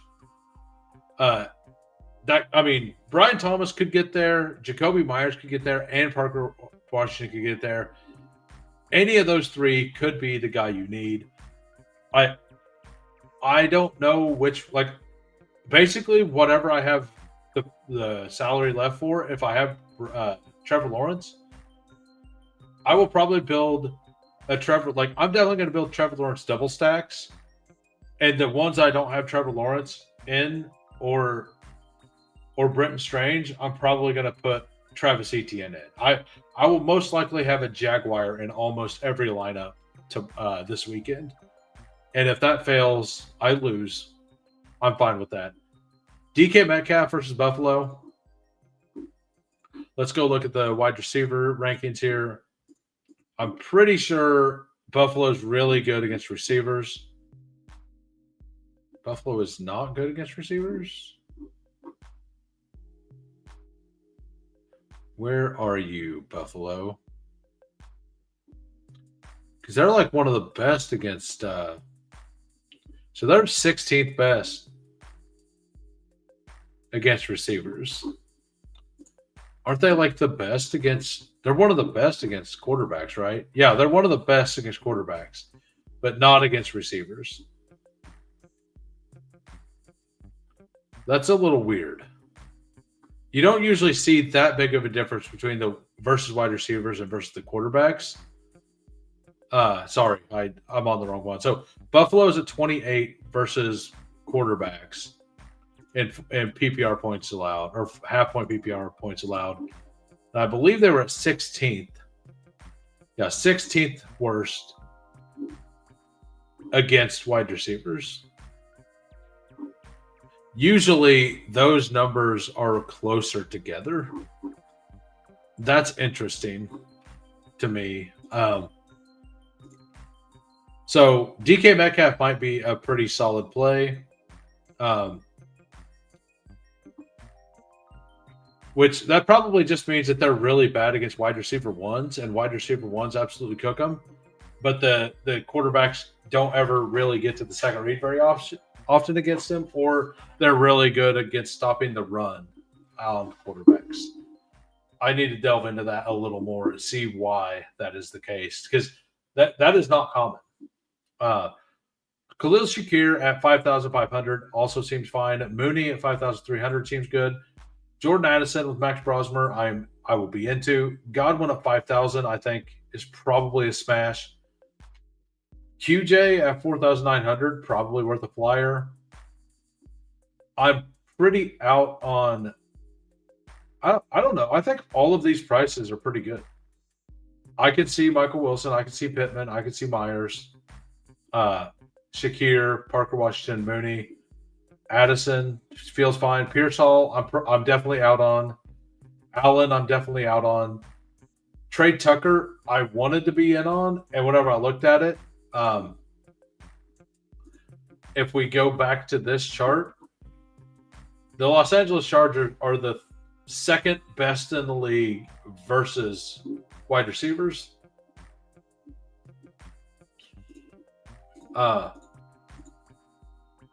Yeah, I said I like Shakir. And what's weird about me liking Shakir is I never like Shakir. But the other thing that's weird about it is I actually kind of prefer Shakir without Josh Allen this week. I think that the leverage on Shakir is going to come on taking him without Josh Allen. Pittsburgh has the worst rank against wide receivers, right? And they're one of the worst against quarterbacks. But most of the time, people are going to take Shakir is going to be with Josh Allen, which makes sense. But I think if you just solo take Shakir, that's going to open you up to like an easier path to first. DK at 4,400 is an absolute smash to me. I like DK about like basically the same as Mooney and Addison. I like those two, but I love the DK thing. Scrolls down here, Jerry Jeudy, no, not in that weather. Downs I can't get to. Malik Washington, I'm going to be really into Tua. I might get to him if I need to find some value. Jaden Higgins at 3,900, absolute smash. They've been putting him actually in the game when it matters. Another smash is Adonai Mitchell here. Devon Vele is one of the only wide receivers there. Like, there's a lot of. Like, I'm just kind of looking through some of these smash low plays. Where was John Mechie? Because John Mechie is a really good pick as well. Like, there's a lot of very, very low dollar players that I really like at wide receiver this week. Let's look at where's the 3,000. So Uh, don't like those, but it stops at like I've heard some buzz for Van Jefferson, but for me it'll be Adonai Mitchell, uh, Mechie, Higgins, right? Devon Vele, Cooks from the clouds. Yeah, oh yeah. And Tyler Lockett is a lock to get 2 TDs. As I coaxed Steven to say, like, Tyler Lockett is actually like the only one with the rhythm of with Geno Smith, which is wild. Uh, like I don't. You could do worse than Tyler Lockett at 3,800. I don't know that I'll get there, but these picks down here, like John Mechie, feels really good. Adonai Mitchell feels really good. Devon Vele feels really good. Like for what you're used to looking for down here, these picks feel good. Lower than that though, I don't know. Like Jalen Knoll being stone minimum is kind of interesting. But yeah, I think that covers the wide receivers I like. I really like these middle receivers. Like everything from Waddle down to Khalil Shakir, I think is really good. I'll be lower on Harrison. I do think he's worth mixing in, but I will be lower on him. McMillan scares the hell out of me at 6,100. But I do think that he's definitely worth throwing into a bring back with Kyron Williams. Hey, what's up? You can go back and listen if you don't mind, whenever. Yeah, hey, it's all good. I haven't been doing these as often, so we're getting ready to go through the tight ends. Yeah, I like the DK Metcalf quite a bit. Like I was taking him in some underdog stuff, but like I think just going no, like if you take this right here and don't go Josh Allen or James Cook, like if you don't go Josh Allen with this, I'm going to guess that most lineups with Metcalf Shakir are going to have a Josh Allen in it. So if I'm going to do this and I'm going to make sure it's not Josh Allen, just because that means I'm going to fight against less teams, and I think that it's reasonably likely that if this hits, that Josh Allen isn't the nuts. Josh Allen basically has to score 32 points, 33 points to pay off salary, something like that.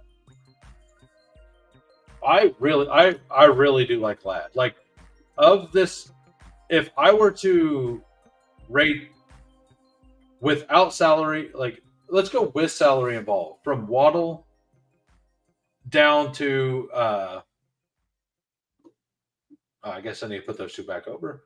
But from Waddle to Shakir, right? I like with price involved, I like Ladd the most.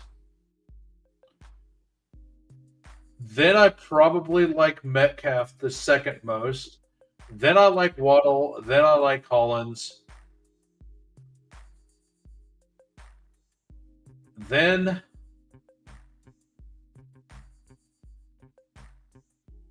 I think at that point I like Olave if he is 100%, and then I like and then I go down to the rest of them. Then I'm kind of like Igbuka to me is slightly overpriced. I think at that point I like Shakir and then Wilson and then Igbuka and then McMillan, then Harrison, then Brian Thomas, then Pittman. Actually, put Pittman ahead of McMillan. Like put Pittman at the top of that group.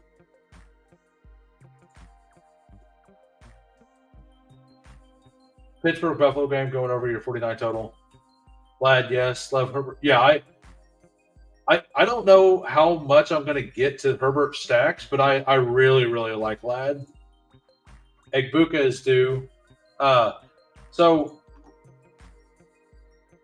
so this is my theory on that. Number one, yes. But number two, Chris Godwin is like one of the best plays on the slate to me. Um, we have a hobbled Baker Mayfield going in, right? And Chris Godwin is coming back. He's going to be closer to 100% of his normal snaps, and he's their slot guy. That's going to put Egbuka, that's going to help Egbuka, but that means Godwin is going to be the first read way more often. And if you're going to get Chris Godwin 1,800 cheaper or 1,500 cheaper as the first read, I want that at this price versus Egbuka. If you're looking for raw fantasy points, I think you want Egbuka. But salary adjusted, I kind of like Godwin more. Like I stopped at all of those picks at Shakir, but I like a lot of these picks down here. Like Godwin to me is a fantastic pick. Chimere DK to me is like maybe the best price on the slate. It's a risky pick, but it's a really good pick. Right, Mayfield is tough. Like that's the thing. Like if Mayfield is under duress, he's going to be looking for the outlet, and in most cases, I believe that outlet is going to be Chris Godwin. So the first time Chris Godwin came back from injury, they put him in and ran him 100% and gave him 10 targets. He only had 3 catches and he couldn't catch the ball, right? They realized that was stupid. So the next time they brought him back, they put him in at a 40% workload and gave him limited stuff so he could work into the game.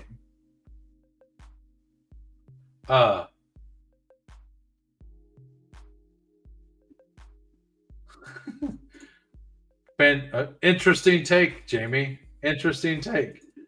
Got Godwin and Egbuka on your best ball. Nice. That's awesome. Yeah, it is a must win for the Bucks. I just think that the way that the game could the way it could play out is that I don't think Baker's going to get hit at all in this game. That doesn't mean Arizona's going to get enough pressure on him. But this is a game I do think could be a shootout game, right? Like the games I really like to target this week for stacking and potential being absolute shootouts. I like that game. I love the Tennessee Jacksonville game. I feel very good about that being a shootout for some reason. It's probably gas, but I feel good about it. And I weirdly feel good about the Miami New Orleans game being kind of shootouty. I don't know why, but I do. And I could also see the Buffalo Pittsburgh game being kind of shooouty. So those 4 games, I think that if you want the bring back stuff, those are the games I like. Those are the 4 games I'm going to build my shells around. That doesn't mean that I love JSN standalone. I like both of these standalone, and one of my favorite picks on the entire slate is Kyren Williams, and Kyren Williams is one of my favorite picks on the entire slate. I just don't know that Carolina does anything to keep the game competitive. So, anything else you guys want me to kind of go over, or thoughts, or things that you guys have have a thought on at the wide receivers before we move on to tight ends? But yeah, Ladd to me, he didn't get the care they had no time last week. Jacksonville just absolutely cooked him. The tackles couldn't do anything. I just don't think that Vegas is going to be able to do that. So that's where I'm at there. Trey McBride gets the salary bump, 7,800. That's fair.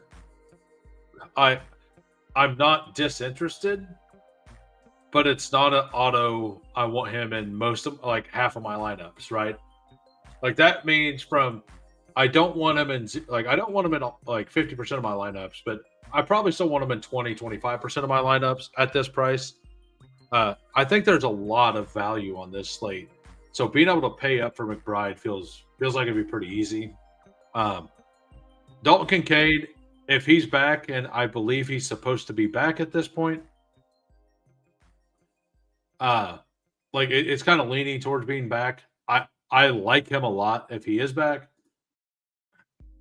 Dak, Love, Gibbs, Cook, Hampton, Rice, Igbuka, Jamo, Godwin, Reed. Oh, Jaden Reed.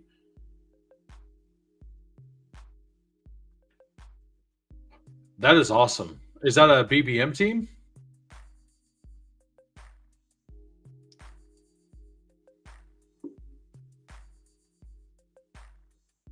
Do you have okay, Ferguson, Tesla, Ray Davis, and some others? I assume that's a BBM team. I was wondering where your DAC stack was. But yeah, you got the leverage stack off of everyone else's stack, which has to feel pretty good. Gibbs, you're gonna take Hampton plus Rice. Yeah, and Godwin, like that'll be a very unique. Okay, King of the Desert. Got it.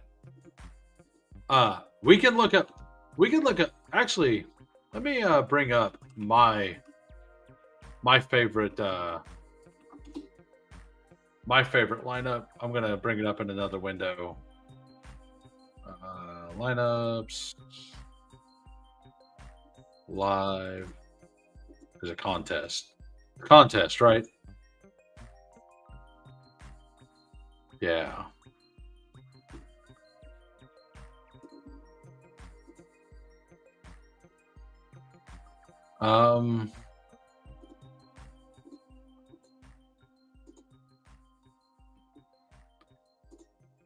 Why? No. Why is it different here? Contest lineup. Because you should be able to. Okay, there we go. Lineups, fantasy points. All right, so this team right here, it's already got 2,000 fantasy points. It's Patrick Mahomes, Gibbs, Achane, Jonathan Taylor, Rashee Rice, George Pickens. Like, look at this lineup. Look at this lineup. Patrick Mahomes, Jahmyr Gibbs, Achane, Rashee Rice, George Pickens, Dobbs, Kelsey, Jonathan Taylor. You see Marvin Harrison Jr. just chilling down here too. Kyler Murray, RIP. Joe Flacco, RIP. So it kind of got screwed, but it's got Mahomes, right? Like that's the path. Njoku, Brian Robinson, Mooney, Quentin Johnston, Tillman, Douglas, Burchard. So like it is very, very top heavy. As long as Mahomes keeps pushing, we're fine. But like the Kyler situation really hurt this team, and Burrow actually coming back really hurt this team. But it's a fun little look, for sure. Like if Mahomes cooks, it'll be fun. All right, so on to the tight ends. McBride is fine. I don't know how much. I will probably just have 0 Bowers. If it beats me, it beats me. I've talked a lot about this game. I want 0 to do with San Francisco going to Cleveland. I don't want any CMC. I don't like at his price. I don't want any Kittle. I definitely don't want any of the passing game of San Francisco. I don't want any of the passing game of Cleveland. The only option in this game that I consider at all is basically Judkins. if I ended up having a whole bunch of money left over, I could be talked into a CMC, right? Like if I had 9,600 left or whatever, I would just click CMC if I have it. I'm not going to try to get there though. I'm not going to make it a point to get there. I still like without salary involved. I prefer HN. Um, so like that's where I'm at with it. Uh, yeah, Gadsden is awesome. Like at price, I like Gadsden more than Kincaid for sure. My favorite is Taysom Hill though. Like Taysom Hill is going to be my favorite pick at tight end. 2,700. He got a bunch of the goal line stuff. Um, I like he's almost minimum salary. He ended up he only got 1.7 points last week, but he had 10 carries. Like, and I believe all of them were within the 10-yard line. So they were using him in the red zone. He's not got there yet this season. The Dolphins are actually really bad against tight ends as well. On a gross week, something like this, whether punting tight end is where I want to be, now that you think about it. Yeah, like I like Trey McBride. I like Gadsden some. Jawan Johnson to me is a fantastic pick as well. But Britton Strange to me is fantastic. Like I love Britton Strange this week at 3,700. Uh, Taysom Hill feels awesome. Gunnar Helm is a good pick. Shout out Gamble. Uh, like I would have got there either way, but he's been incessantly talking about it. But I like Gunnar Helm a lot at 2,600. Like I like this game a bunch, and just slapping in like let's say we just start here with double punt tight end. Like let's look at what we can do, right? Like this probably isn't that hard to pay off, right? So we go here, we build that out just to have a little something in that game. That can get us to pay up there and probably still get to HN. So we have a mini game stack in both of these games. We have a solo there. We still have 5,000 left. We're just going to go click whatever the top defense is and see what see what you can do, right? So with that shell, we can pretty much get to the exact thing that I was talking that I want the most of. Do that, take Waddle, and you still like doing that. You still have 4,700 with the number one defense. I don't think that's number one defense. Like on a week like this, let's just say it is the Niners. So 5,100 left. That gets you to Godwin. This lineup to me looks awesome. And I no real thought about it. It's just like the double punt tight end here gets you all the way up to all of this. Like just such a solid lineup. You get a double stack, you get the Taysom Hill bring back, you get Tua to HN plus Waddle, you get Taysom Hill. You have a mini game stack with Travis Etienne and Gunnar Helm. JSN, who may be the play of the slate. He is such a good play. And then you can get Godwin or whatever wide receiver you like there. Like you could pay down that's not even paying down a defense. Like if you want to pay down the defense, let's say like the Texans are 2,900. Like that's probably the optimal defense at price. Gets you up to DK Metcalf. Not double punting tight end. Yeah, no, like I'm just like looking at what you can do, right? Like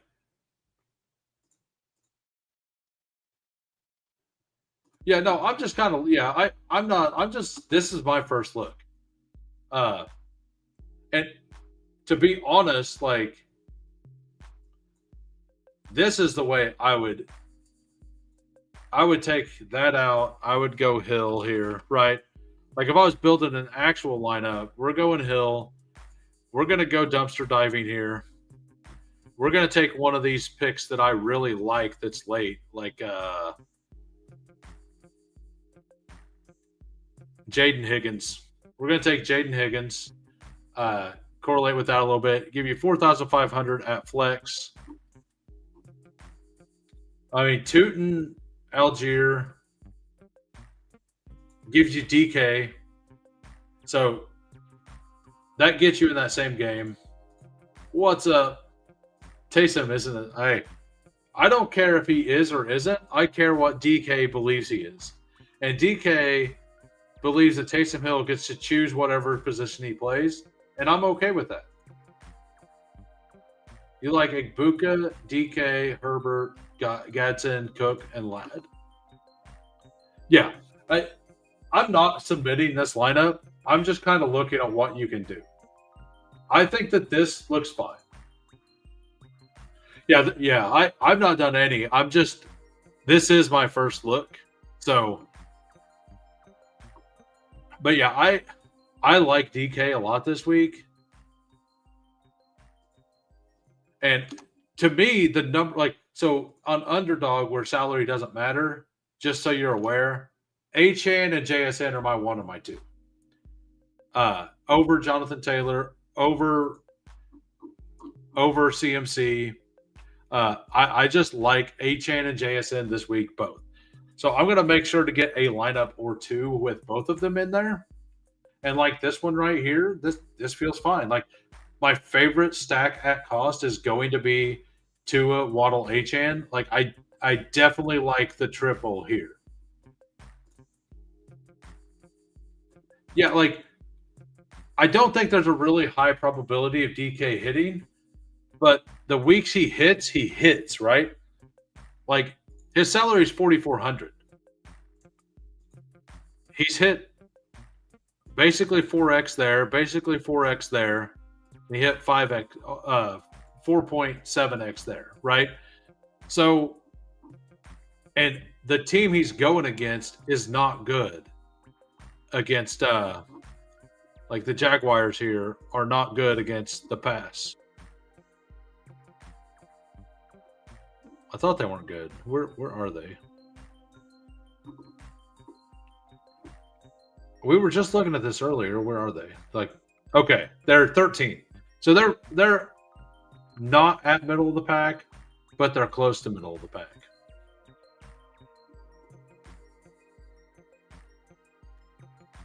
Yeah, I'm gonna enter this. I'm gonna change most of these anyway, but I don't mind that one. All right, let's build a lineup.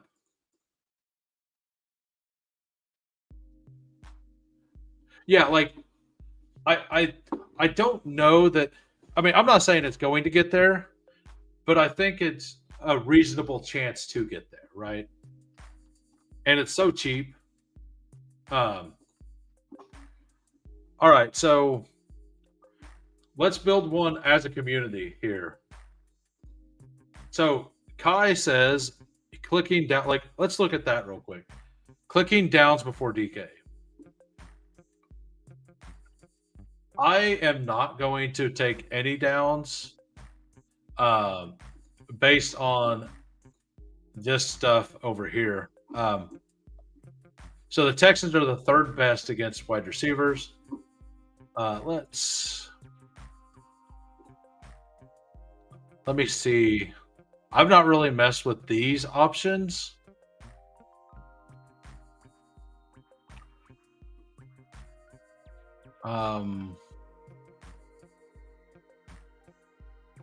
Where is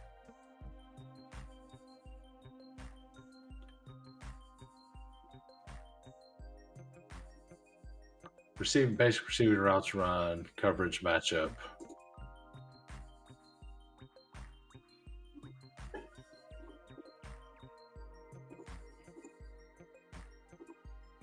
Now way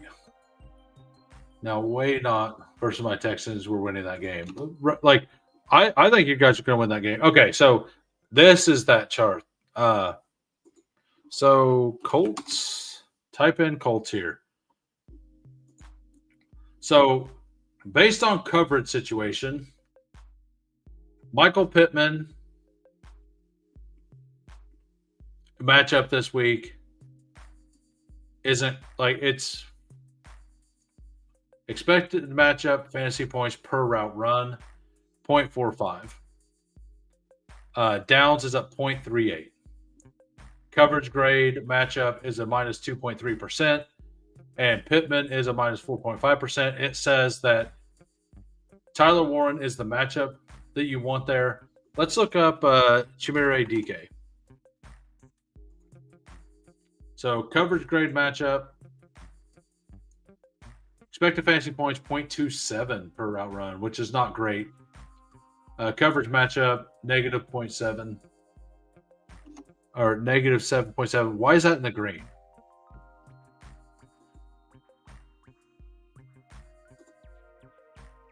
That I don't why.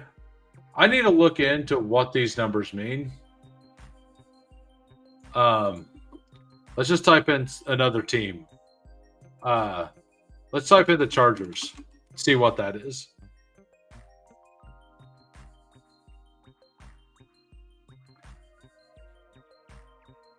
Huh. Because I'm pretty out on Keenan Allen, and that says Keenan Allen has a good matchup. He's 200 cheaper with less ownership, and his QB is not named Cam Ward. I mean, this is true. But he's also not going against the Houston Texans, which is my point. And Daniel Jones is hurt. And the backup, if Daniel Jones can't finish that game, is Riley Leonard. I'm not going to get there. I understand the thought. When he's on the field, he will be a release valve option somewhat, right? But he also still only plays in 3 wide receiver sets for the most part. And I don't see them playing it as much 11 personnel. So I'm not going to get there. I like DK a little more. There's a much higher chance that, in my opinion, that the Jacksonville Tennessee game shoots out than the Houston Indy game. But I could be wrong as well. All right, so pick a running back. Like chat, let's pick a running back. Let's see what happens. Like everybody type that wants to be part of this, type in your top 2 running backs. Who are your favorite 2 running backs at price? And let's see if we can figure out like what the group likes at price at running back. What is everybody's favorite 2 running backs at price? For me, it's Kyren Williams and Travis Etienne, I think. I really like Etienne and Kyren. And if it's not those, it's probably Devin Neal and Kenneth Walker. So on Bucky, Kyren. So Jamie is Kyren. Kyren. It feels like Kyren. Right? Like everyone basically said Kyren. So Bink, earlier I was mentioning the coach speak on this. I'll go over it again real quick so you can hear why I'm going to full fade Bucky. So on how Grissard is going to incorporate Bucky, this was on the 26th. I think it's a lot like what we did with Chris Godwin, where you can't expect a guy who hasn't played in numerous weeks to go out there and get a normal lion's share of the carries, bring them along, blah, blah, blah, blah, blah. To think they're going to play 60 snaps immediately would be a disservice to those guys. And then today, he was asked about the rotation, and he said We'll put him in. Once he gets in, we'll see how he's rolling. And then between him, Rashad White, and Sean Tucker, we'll go with the high. I think that they're going to put him, like, I think that that's true. I just don't think they're going to put him in that often. So if he gets the hot hand, it's going to happen in a very small sample, right? Because if they're going to not put him in there that often to start with, but keep him in with the hot hand, they're probably going to rotate all of them. I get that. Yeah, I understand. Like that makes some sense. I'm going to be on 0. I'm going to assume that they're not lying and that they're going to do the exact thing that they done with Chris Godwin last week. Because last week they only played Chris Godwin like 40% of the snaps or something. So I'm going to assume that they're telling the truth. All right, so let's look at what stack do we want? What quarterback to wide receiver stack do we want to build the shell around?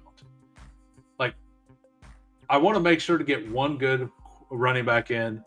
What shell do we want? Bucky, you'd have 13% of in 150s. I would be like, I don't do 150 sets. I do 20 lineups a week, right? And if I do 20 lineups, I'm gonna zero some people out, right? If I did 150, I'd probably be like 7% Bucky. Like I would have a couple shares. So you want to plug in DK. Anybody else want to plug in DK? Tua, HN, Waddle would be mine, but we already done it. Did you like the rest of that team, Hulk, by the way? Just curious. Like, that's kind of like, I'm probably going to revise it a little. I just kind of like went on a whim on it. But I thought that it kind of made sense. So everyone but Kai is in agreement on DK. Like DK or DK? Good question. Very good question, Jamie. Which DK? So DK Metcalf. Oh, DK Metcalf and the flex. I like pay up RB lines. They seem less pushed. That actually makes sense with the way that this, like with the value you can get down here.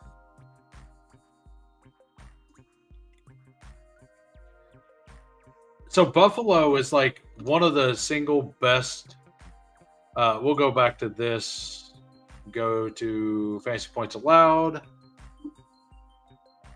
Quarterbacks apply. So the Bills are like one of the single best against quarterbacks. Like they're one of the worst against running backs, but one of the best against quarterbacks. So I don't want any Aaron Rodgers in my 20s lineups, right? That's where I'm at with it. Like I'm going to play like the 5 quarterbacks I'm personally interested in, like the most. I love Tua. I like Trevor Lawrence. I could be talked into Cam Ward. I don't love it. I could be like I like CJ Stroud at that price. And I could definitely be talked into Herbert and Jacoby Brissett. So those are the ones that I like the most. I like Lawrence probably the absolute most on this slate. I think I just put a DK and DK lineup in, by the way. Yeah, we'll go ahead and throw in Metcalf real quick. If we need to move him to the flex or whatever, we can do that. Do we like? It seems like everybody here loves Ladd. Do we want to do the lad? I don't think anybody was out on lad. So I'm fine with that. I'm fine with not doing that. Why Metcalf in the flex, by the way? Um like we can change that. I mean, we can change it. It's fine. Like all we're doing is putting people here now. If we need to change it, we can change it, right? But we're talking about both of them because we got both of them. DK Metcalf and Shamir DK. It is the DK lineup. I don't know about Hawk. Actually, I do want a single. Like, I'll cook up a single Max Brosmer lineup. By the way, but I'm not going to show anybody that because I'm not going to admit it until it either wins or. And if it doesn't win everything, I'm going to act like it never happened. That way, I can keep some keep people watching. Maybe, maybe. So what's the direction of this? Do we want to remove lad? Do we do we want to do a pay down here at tight end? Which tight end do we want to pay down to? I really like Brenton Strange. Like if we're not going to get, I like a piece of Jacksonville in almost every lineup. Ew. That's pretty bad. I mean, it makes sense against the Seahawks, right? I mean, Max Brosmer is going to be what? 1% owned, maybe? Yeah, like, so I like either going to Trevor Lawrence since we got DK and going to Brenton Strange, or I like going Justin Herbert with Ladd. Right, that's who Seattle plays. Either Dawson, Knox, or Kincaid. Follow your pattern. What's my pattern? Oh, DK. Got it. That would be hilarious. We slot in Dalton Kincaid, right? Josh Allen, Dalton Kincaid, huh? Is that what we're doing? Is that what we're doing? Pay up for Josh Allen. We got DK, and we got DK.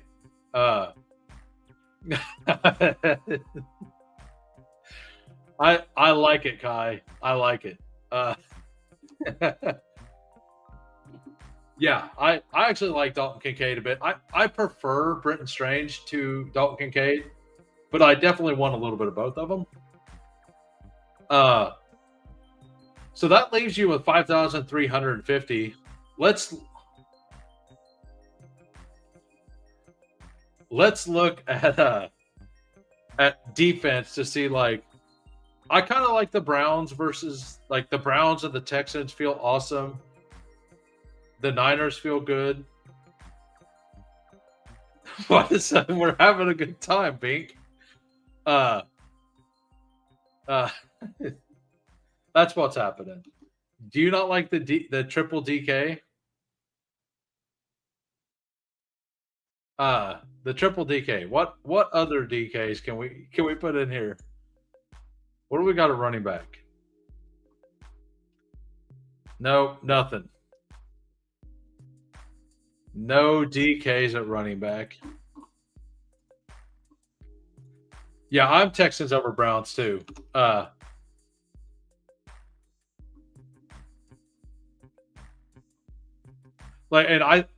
think people will fear playing Texans because of Indy as well.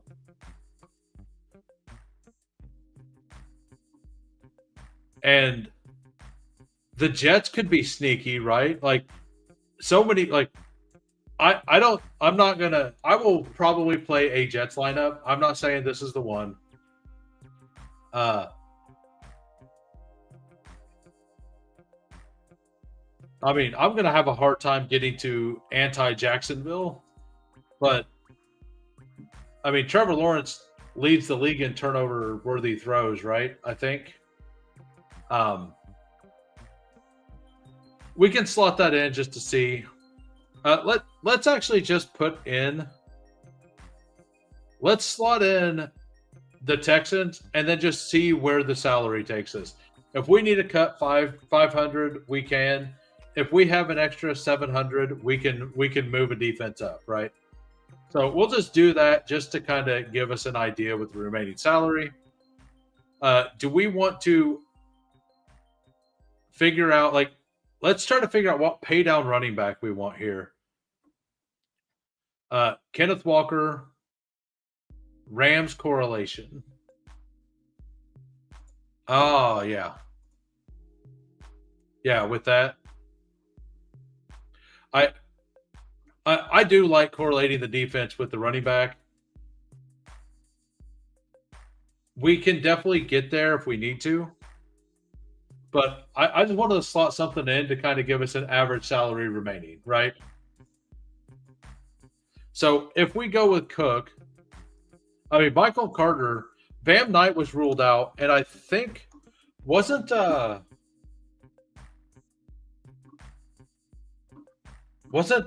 other guy ruled out too already? Yeah, Trey Benson's out too. So Michael Carter is going to be like the stone nuts have to play and pick probably. So we'll slot him into this lineup. Yeah, so Trey Benson is out. I believe Bam Knight is hobbled or out or something. Let me research Bam Knight real quick.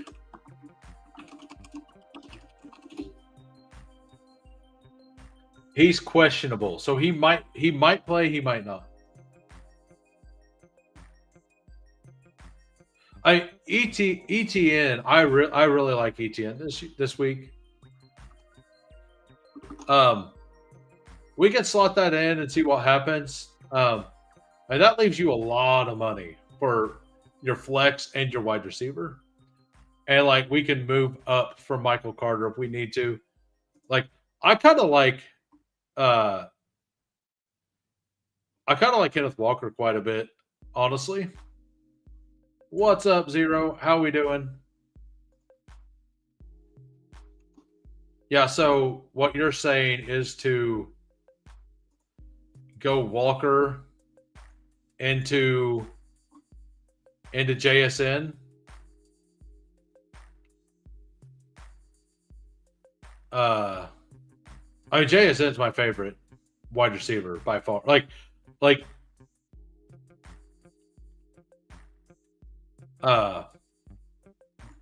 who invited Zero? Oh, I did. Got it. Got it. Thanks for popping in, Zero. That's a little less than what I would like to have there. Like, so what do we think about? So, like, the Bills are really bad against the run, right? So, I kind of like doing either Jaylen Warren or Kenneth Gainwell here.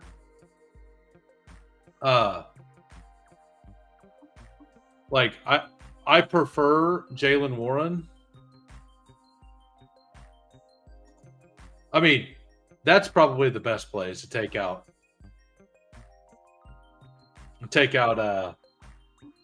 Like we're just building one for fun as a community. I actually was talking about this earlier. I personally am going to do the opposite of that. I'm going to only play Shakir without Josh Allen.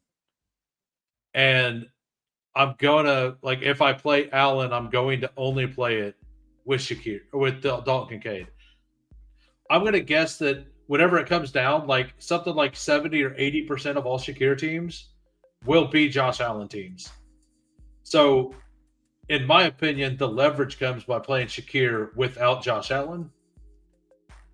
Uh, that's my thought. I don't have a way to prove it, but I'm just thinking. That's 3,700 would have been okay. That's strange. What are you saying, Kai? Here, uh, like so. Let's look at it this way. Oh, so I don't want Jalen Warren with DK Metcalf, right? So we already have Metcalf here. So we have Allen. Like you have Kincaid. Like you have that built out, right? That's where I'm at. I'm here with T Law being the best. Like that's what I was saying earlier. It's the one I like the most. I love Brenton Strange. All right, let's plug in JSN.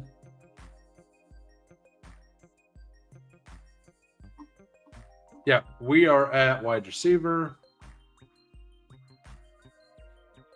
Like we can take out Allen, but like I kind of like I really like the lad, the Nico. I mean, we could go Nico with the Texans, right? As well.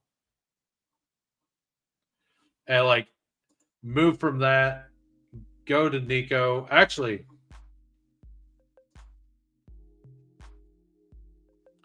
Warner Gainwell is sharp, even with DK Metcalf. Like everyone like everyone is because it's an awesome play. So just so you know, on Brenton Strange, on like underdog and prize picks, his line is set at 33 and a half. I scaled that shit up to 69. Uh that's how I'm gonna eat the Vidal or Breeze chalk and get a decent flex. Yeah, I think the Vidal fly. Like, let's do the Vidal, right? Where is Vidal? So,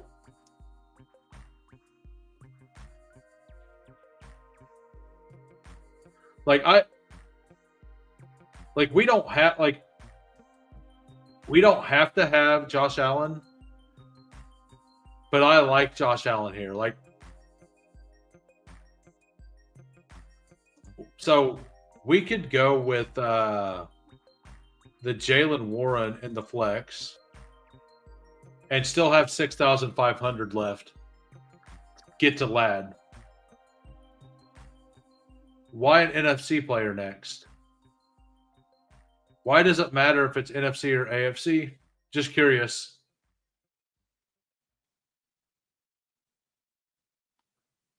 Like yeah, we are, but why does that matter? I'm genuinely curious why that matters. Yo, yeah, Kyron's NFC. There you go. But I still want to know why that matters. Is that just a superstition thing you have? I kind of like this. What do you guys think?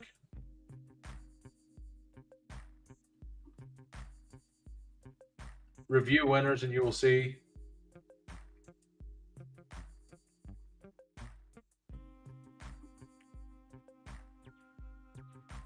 Oh, it's a percentage thing?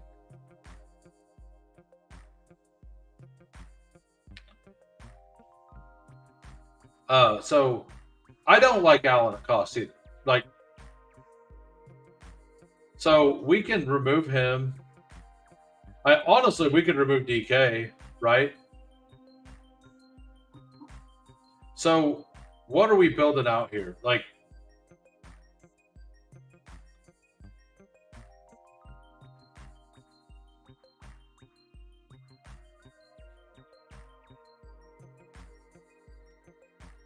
I mean, it's a different game. Pittsburgh is like one of the worst in the league against the quarterback. Like, I agree. I would rather do like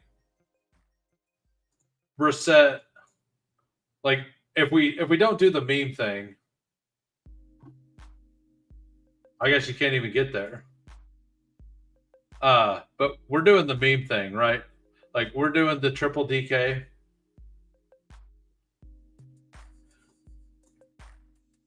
So I'm also like, why are you?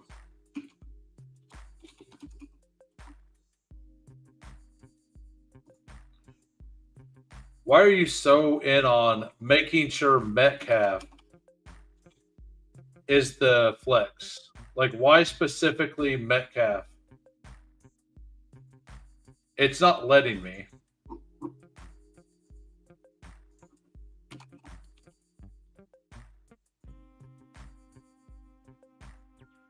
Okay, there we go.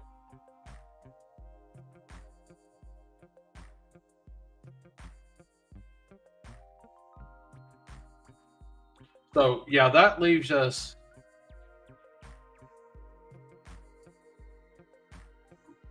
Okay, I have. I've also seen that at one point, maybe still he's on a candy diet. Uh, good for him. Good for him.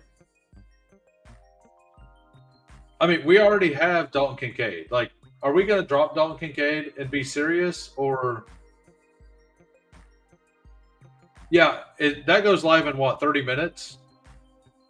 I was planning on being done already, but we're just talking. And I like once I finish this lineup. So, do we want to drop Kincaid then and go to Juwan? I love Juwan Johnson. As well. So like Juwan Johnson or Taysom Hill feels really good. It's all good, man. I still need to whatever, as soon as I get done with this, I'll listen to both those songs. I'll message you back on X as well. So you were talking about doing a Herbert double. So about like this.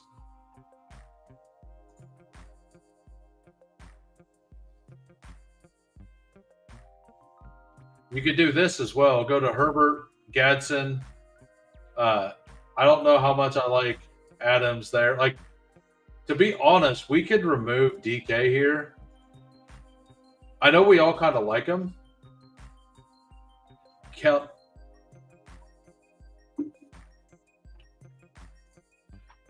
You could just grab two and Waddle. That's what I like. That's going to be the thing I do the most. Herbert, since we took Vidal, or oh yeah, I don't like Vidal if we go Gadsden.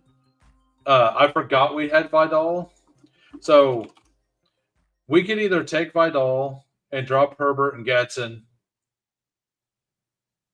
or we could go Herbert, right, with Gadsden and McConkey.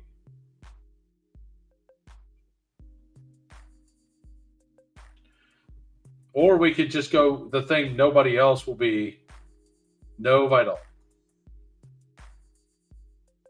I mean, like, let's look at Vidal. Like, Bink is pretty out on Vidal. Okay, so recently he hasn't really been catching the ball at all. He had 2 catches, 1 catch, 0, 1, 4, 3. So it looked like he was going to be that here. Hampton is out. Hampton's officially out. He will not play this week. That's why everybody's talking about the chalk of Vidal. Because he's, what, 5,700? And he's the only running back they have. That's why Vidal's in the consideration right now. Is Omarion Hampton is, I believe, officially out. Let me find it real quick. Yep, Omarion Hampton is out this week. He looked good in practice. Everything is on track. He looks good. I'm sad Chargers didn't bring Damian Pierce. It would have been much better than the Chiefs signing him and not using him, right? Like, I would rather have my Damian Pierce shares on DK matter. So are we in or out on Vidal? Like, are we going to do Herbert, Ladd, and Vidal? Or are we going to do Herbert, Ladd by himself? Are we going to go Herbert, Ladd, and Gadsden? Or do we want to drop Herbert?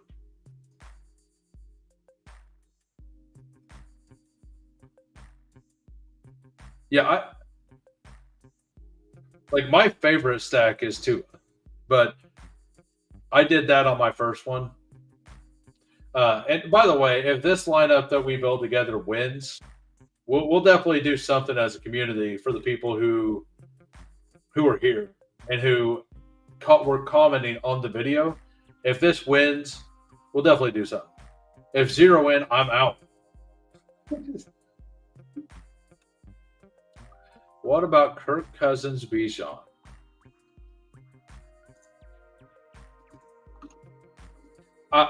I could be talked into this, into the Ashton Genty bring back on the Herbert, getting to Gadsden here for the double.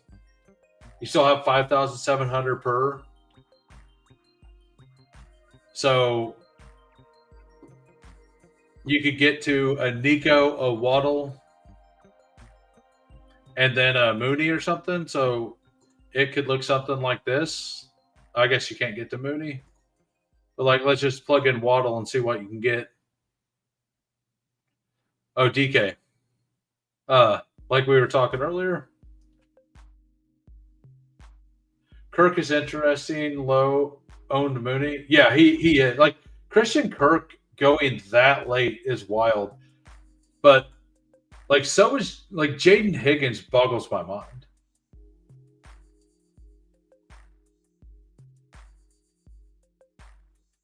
This feels too fancy.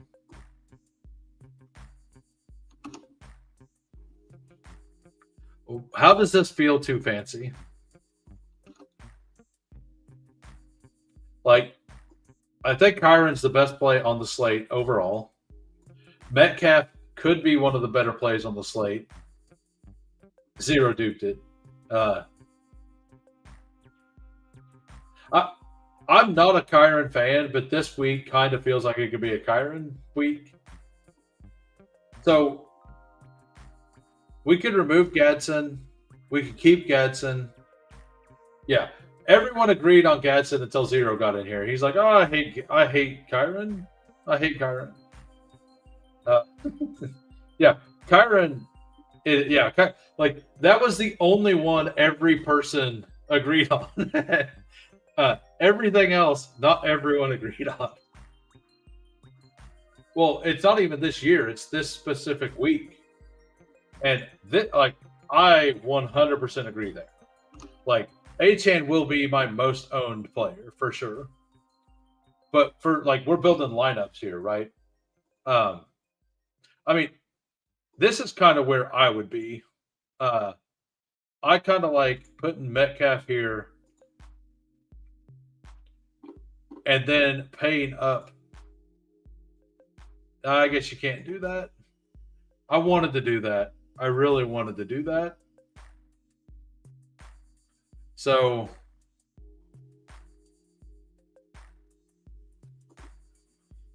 why are you so out on Herbert? What about Tennessee into Jacksonville instead of Houston?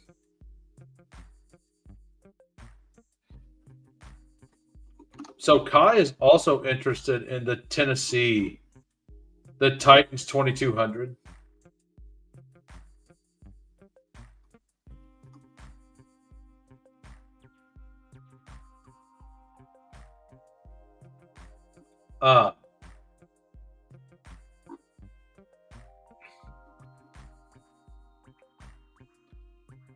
So we could go with. I mean, I just don't think that the Raiders are going to be able to get pressure on Herbert the same way Jacksonville could, right? If they do, the game absolutely fails. But it's one lineup, and if that doesn't happen, Herbert is going to cook.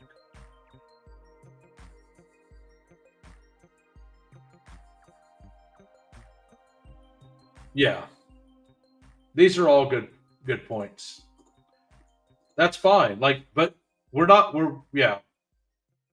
I mean, I'll have some Vidal, but I'm definitely going to have more Herbert than Vidal myself. Al Boogie. Thanks for popping in, Al. Appreciate the positivity that you bring to the community. Great takes.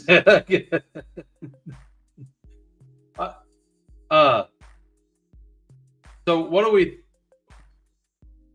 I know they wanted to put DK Metcalf in the flex. We can do that if we don't want to go 3 RBs.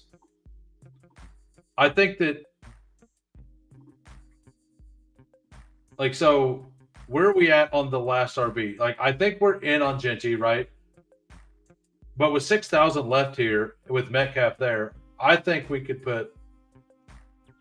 Somebody said, somebody else mentioned to use them, right? And I was just curious.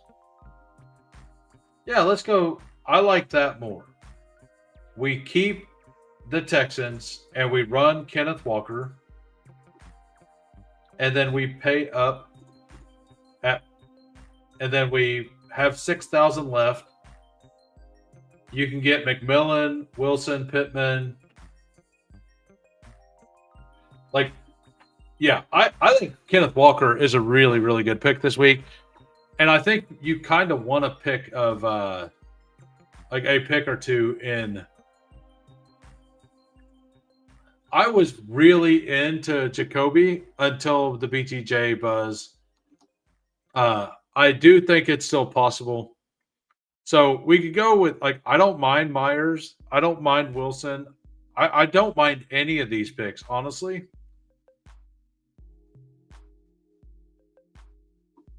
Take Genty out and plug. Well, that. And then what? Remove Kenneth Walker? So if we do that, we don't have a bring back. Is that fine? So if you plug in Achane,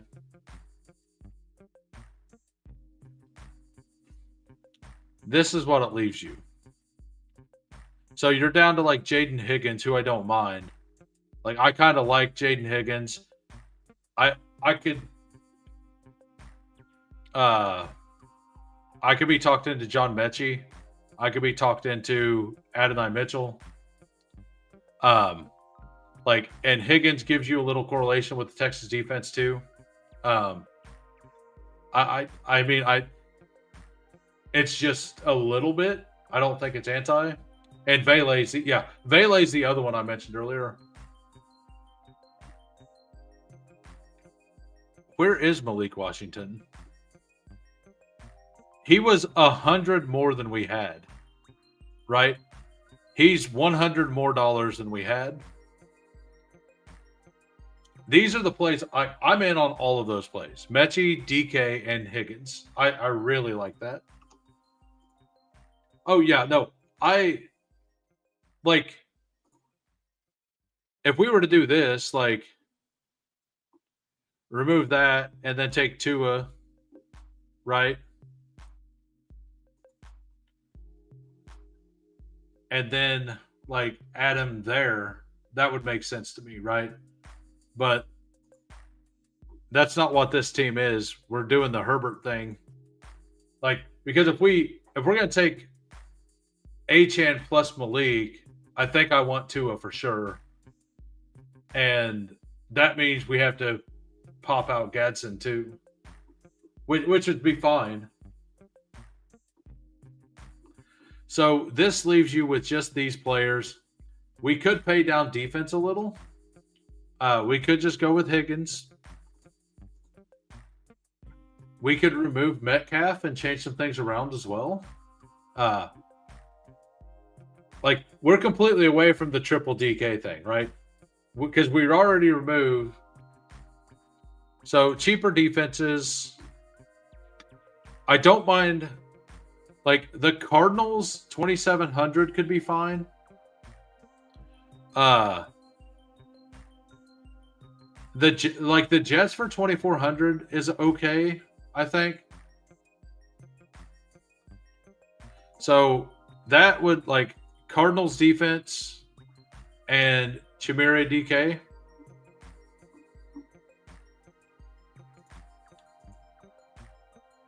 We can go Cardinals or Jets. Which one do you guys like? Cardinals or Jets?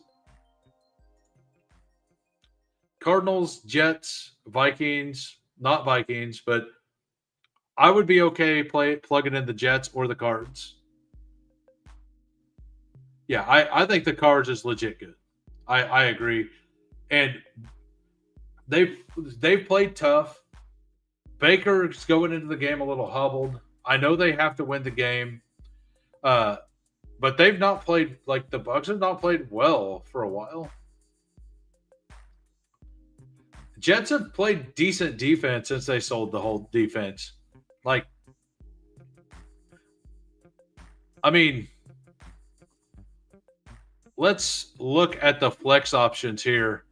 If we don't take Kenneth Walker, so if you want to pay down for, you can pay down for Devin Neal here, right?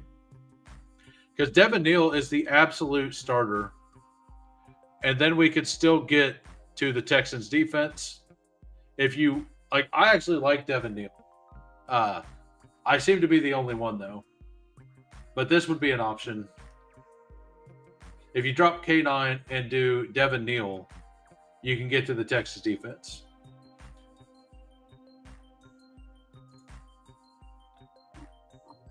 Well, I don't want a triple stack. I don't want Gadsden, McConkey, and Herbert. Yeah, Kamara's out.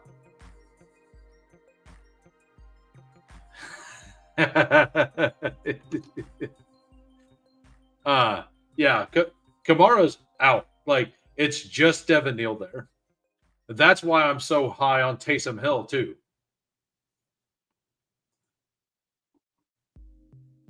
So like we take Gadsden out. We can go to do you guys like Barner?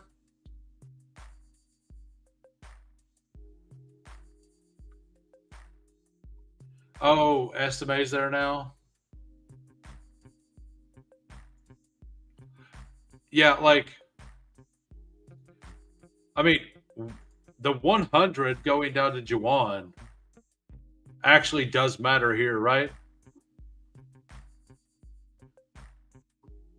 Because you could take Walker, and then that leaves you to, I mean, it's the same defenses.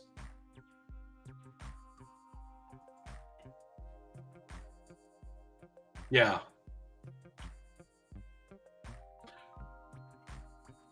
So, do we like? What did I just do? Who was in the flex? It was Walker.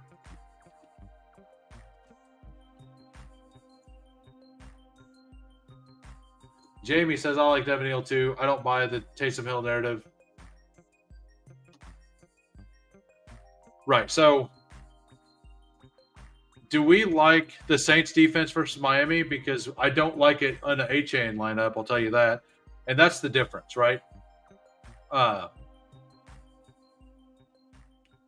So, no Walker.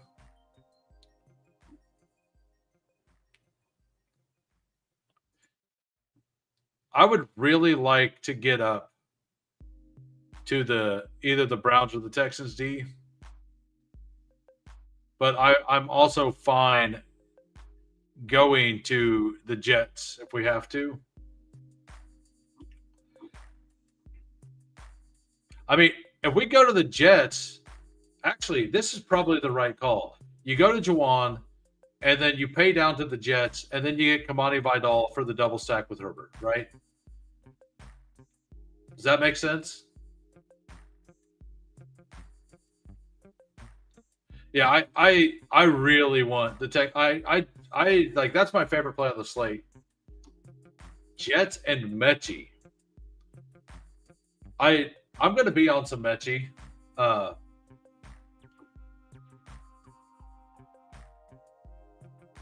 Dimes has a hurt fibula, as we heard. Fibula. Exactly. That's why I really I love like I kind of feel like that may be near lock button stuff, right? Yeah, he played through it last week too, and he didn't look the same. Like Dimes didn't look the same against Kansas City. So 5,200. JT did. Sorry, 0. So if we pulled out,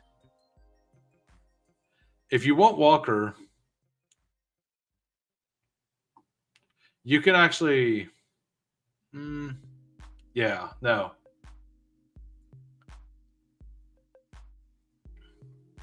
So we're like 100 away, right? From having everything we want. I think the answer is removing him, right? Like we've removed the double stack here. And if we remove the double, because we just have Lad now, so if we remove the high cost quarterback and we move to a lower cost quarterback,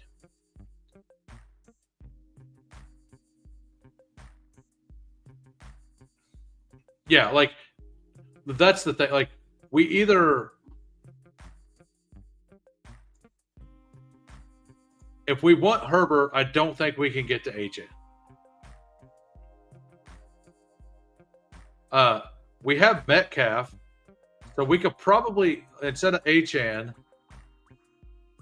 you could get to James Cook and have 5,900 left, and that gets you to Michael Wilson, Pittman, Myers area if you want. I mean, I don't mind this either. Like I think if we pay down to James Cook and keep that stack, you can get to like Michael Pittman here. You don't want Pittman against the defense, right? As much.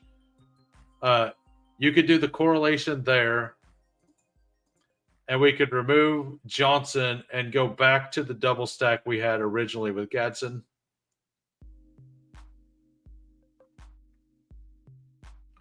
You could do that, or you could just do the Bowers, right? I mean,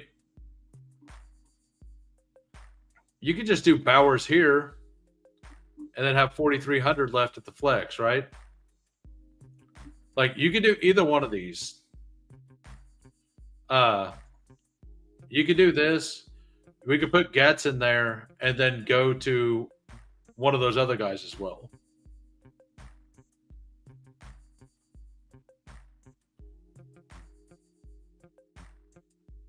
What's too chalk? So number one, this is this is just a $3 play action, by the way. So there's going to be less lineups in it. Need to leave money.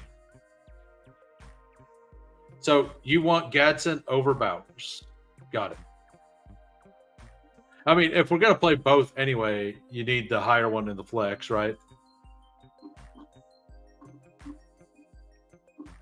Like, I agree. I think this is the way you should do it. Yeah. Well, you can't take Bowers and Woody Marks, but you can take Gadsden and Woody Marks. And the Gadsden plus Woody Marks gives you the Texans, right? Like, this is exactly right. or exact salary. Not that that matters. But Marks with the Texans correlation, we got the double stack Herbert, and then we just have some good plays. And I love this. I was saying this earlier in the stream, actually, to just do Shakir with DK. I missed him on that group there. Yeah, I actually like this the most. I agree. Because I was talking about that before you come on the stream, actually, about how I I just like Metcalf plus Shakir unstacked on both sides, because I assumed that those two correlated is going to be very, very highly owned with Josh Allen. But like Shakir plus Metcalf individually will play quite a bit, and with Cook, right?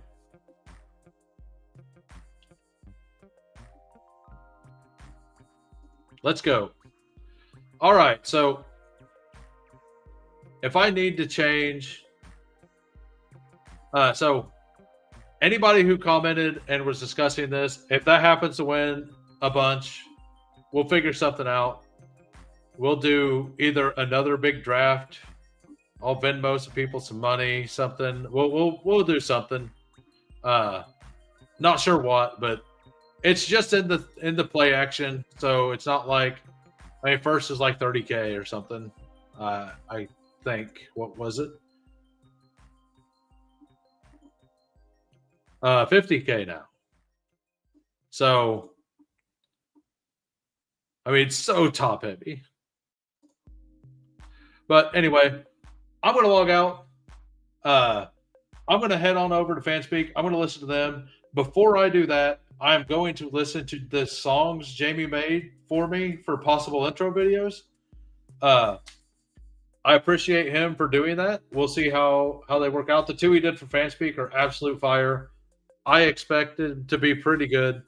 I'm curious, like, because he asked what kind of music I like, and I said rock, like metal to rap. And I'm curious what the styling's going to be based on the band he was talking about. I'm curious, like, I don't know how it'll work out for a theme song kind of thing. So I'm expecting it to be good. I just don't have the vision.